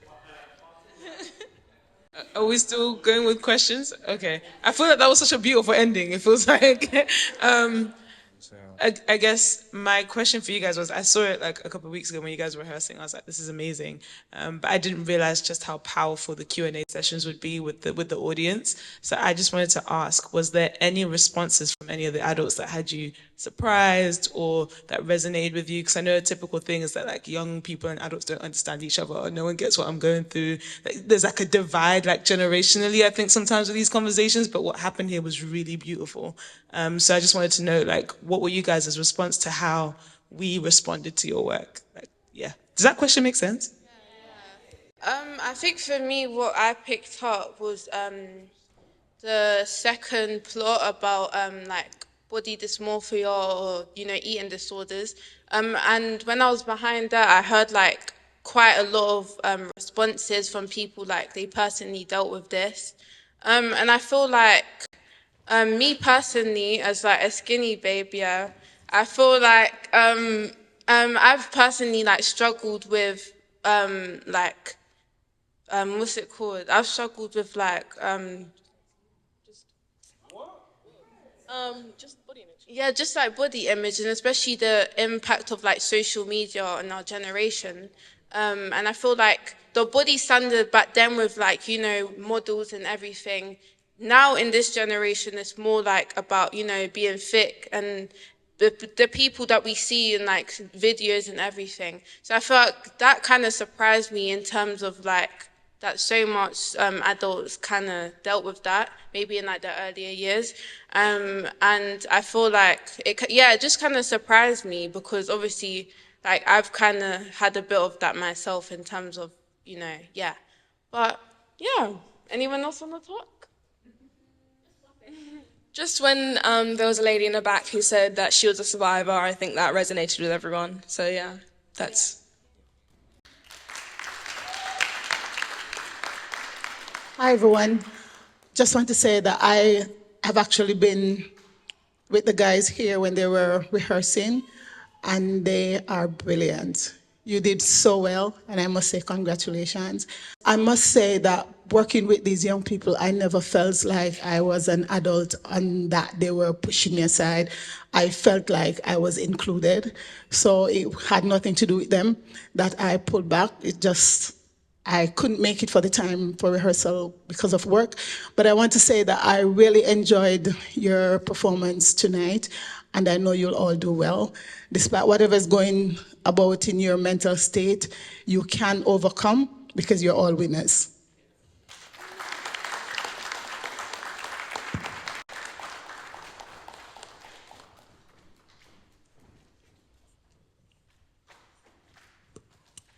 Okay, so the question I have, while working with young people, I've found that a lot of them may not want to necessarily get involved in things that may be a good initiative if their friends are not a part of it. I've had some person say, oh, that's dead, or it's not my thing, or it's dry, or they come up with these sayings to kind of give them an excuse to not be involved in these kind of things. So what advice would you give to other young people when it comes on to stepping out and doing things even if your friends are not a part of it? I'll probably say, before I answer that, by giving advice, I'll probably reveal like the truth behind those responses. People saying, oh, that's dead, that's dry, and I'm not trying to do that. I'm trying to say, I feel like the truth behind it is really fear and anxiety and fear of judgment, etc. Like, if you don't get judged by strangers, you'll get judged by your peoples. And that's what you fear the most. Cause most men won't admit it, but they're insecure about how they're perceived, and that's what stops them from reaching their true potential. Understand? Like, a lot of people have potential to be the best content creators, to be the best actors, to do the best music, but they're so scared of what their people will say to them, or worse, what their people are thinking, and are too scared to tell them. They're so scared of just what everyone else is thinking is clouding like their potential. And advice to them is like, how bad do you want it? Like, how bad do you wanna make it out? How bad do you wanna like make something of yourself? Because if you don't have that persistent drive to make something of yourself, then I mean, forget about those dreams altogether. Because that drive will overcome all those anxieties, will overcome all those insecurities. You know what I'm trying to say? That, and humility is something that's really necessary and essential. If you want to make it big, you need to humiliate yourself. I'm not gonna get all religious and that, but bro, even the Bible says like you should have some humility. You know what I'm trying to say? To remain humble. People who are so concerned about their image for the wrong reasons by maintaining the perfect image, like, oh, I've never been embarrassed, there's just all these notches on my belt, like I've never been punked before. As soon as you get punked, bro, you'll fall to rock bottom. You need to get hit a couple times. So when you get back up, you're indestructible, you understand? Like, you know, it's a metaphor I'm using, but you get what I'm trying to say. You need to be humiliated for you to be, you know what I'm trying to say, invulnerable. So that's the point I'm making.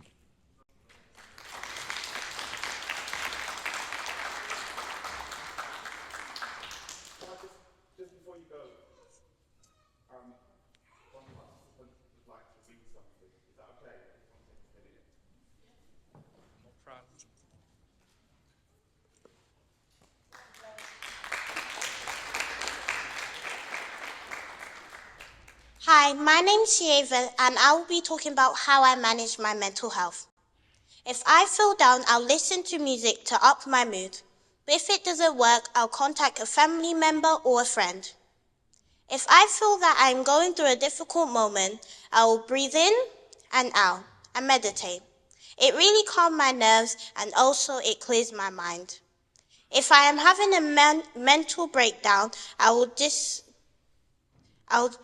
communicate. I'll talk to my mum and we'll discuss it. Thank you for listening. Hope you enjoyed the event. And remember what Barack Obama said. We do not come to fear the future. We came to shape it.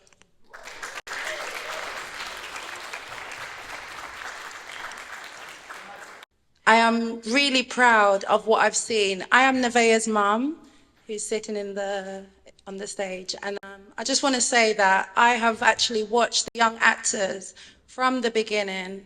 I've been fortunate to actually, it started off by me dropping Nevaeh and then sitting in and then trying to like listen in and see what they're all up to. But for me personally, I feel like it's a very worthwhile cause, as I said. Me, myself, I have also been through childhood trauma, so I can relate to a lot of the different plots and the different things that you've all been through. And yeah, I feel like you should all be really, really proud of yourselves, because at the start, you were all quite shy. I know Tony introduced you to games, which got you more to get to know each other well, which was nice.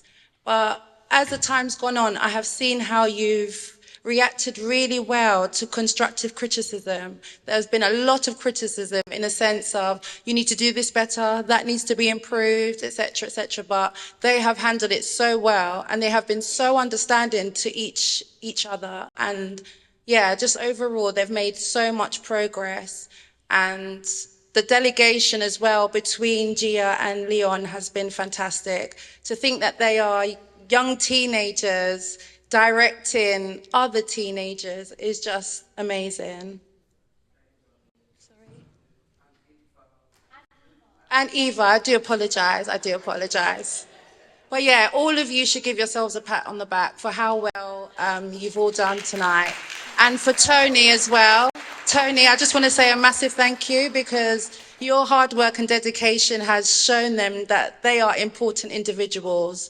A lot of time for our young generation, and there's no time for them. I won't even say it's a lack of care, it's just there's so much things going on. For us, with our own minds, it's like a bit of a wardrobe sometimes. There's a lot of things put in there. And if you don't have that thing ready to hand, or if it's not organized, you are not going to be able to help each other or even have a conversation or just be there for your child, your friends, your family, etc. So there's no blame in this thing because it is a generational trauma of people being affected by other people. However, the most important thing is forgiveness. You have to forgive, whether it be someone on the street that barges you and swears at you, forgive them. They've probably gone through something really bad. It could be something in the house, your own parent, alcohol abuse, which has been shown in the acts, alcohol, drugs, whatever it may be. It could be war, it could be all different type of trauma. You just have to forgive it to let it go, because when you hold it in, that's when mental trauma then becomes physical trauma. You then have problems with your kidneys, your hearing, your eyes, and it's not worth it because you're all worthy people. And I feel like we should all, as individuals, we should all be advocates to each other, as it's been mentioned before, because we all have experience. It may not be the worst experience, but we all have an experience. And each of us can be there for one another. A lot of these young actors here, I feel like they should be advocates as well. They have so much knowledge and tools. I actually went to an event with them at the South Bank Centre where they spoke to funders about how they basically deal with mental health, how they find ways of coping. And a lot of the things that were mentioned was meditation, prayer, going for a drive, listening to music. And of course, those things are all great, so long as you feed yourself with the right things. You could be in a social circle and as someone in the audience mentioned, it could be someone that's bitter towards you, someone that says the wrong thing. Once again, forgive it. Don't absorb it into you because it's a reflection of how that person is feeling. It is not you. But once again, I just want to say a massive thank you. And even this year alone, I was hit with the worst, well, I won't say the worst news, but it hurt my heart because my little cousin Tia, who was aged 22, she had epilepsy and it wasn't really spoken about in the family. And she took her life at the age of 22. So a lot of people have this thing of they don't want to speak about their traumas, they don't want to speak about what's holding them back. They may feel like they are a burden to the next person, but you are not a burden. You are never a burden. And even as you said at the conference, it is never too late to speak out. It is never too late. And also, one last thing that Leon had said at the conference, which really touched me, was that we all have trauma, we all have mental health, but it's about using performing arts. It's about using creativity to enhance your mental health. It's about healing. It's about letting whatever it is go, whether it be the family, the friend, let it go. Because creativity does a lot more than a prescription will. Eat to live, eat to survive, put things in you that will feed you. Don't listen to the friend that's next to you going through their upsets because they are just upset, literally. Help them. Use your strength to be there for them and be there for everyone. If anyone needs me for anything at all, I have so much on my shoulders. It's unbelievable, but I've always got time. I always have time because I have compassion and I have understanding. I'm not going to let this go on much longer because I was trying to keep it all short and sweet. But thank you again, Tony, and thank you to the young actors. Some of them have travelled from North London to South London to come and do the performance and to rehearse, which is dedication in itself. When they have extracurricular activities, they've put that aside. They've prioritized and they've realized that mental health it affects everyone, and it's important that it's said to everybody as well. But thank you again, and I hope you all enjoy the rest of your night. Hi, okay. So, hi, thank you. I hope that all of you really enjoyed the performance. And my name is Katia. I'm 16 years old. And like you see, I was one of the performers. And I know I know don't look young. I don't look like my age, and I look younger. Maybe because my hair. Thank you. But like I was saying, anyways, that's not the point. What's matter is that for almost 3 years, I was facing comments like, you don't look like you're still in high school, or like when you are gonna grow up, that kind of comments. I won't lie, that comment affected me deeply. I struggled with depression during that time. Because of my feelings, I stopped eating, leading me to anemia, and I was too bad.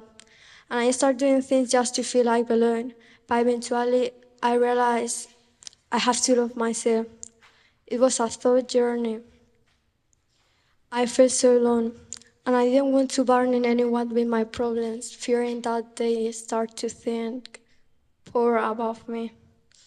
On top of that, I was dealing with family issues at home. My father was never there. My mom was always working. They were always discussing, and I was alone. Even I thought CAMHS was there, I never called them for help. I hesitated to reach out. I worried I was exaggerating, or to be honest, I was scared. Because never in my life I was listening too much about CAMHS resources, and I refused to call help, and I go out by myself. Anyways, this is just a glimpse of my story. Now, in this moment, outside, there are too many young people that are suffering their own struggle, and they're in each day with their problems, like mental health issues, like anxiety, depressions, eating disorders, abusing home, and millions of more. And are happening in this moment, and we need to take action because the main people that are suffering from that are the younger people as new generation. So that's we are doing this perform to make sure that everyone can be sure that their problems can be addressed, and don't be let anyone navigating in their mental health problems, and also to help CAMHS to improve their to support systems and let them hear. Thank you for listening to me.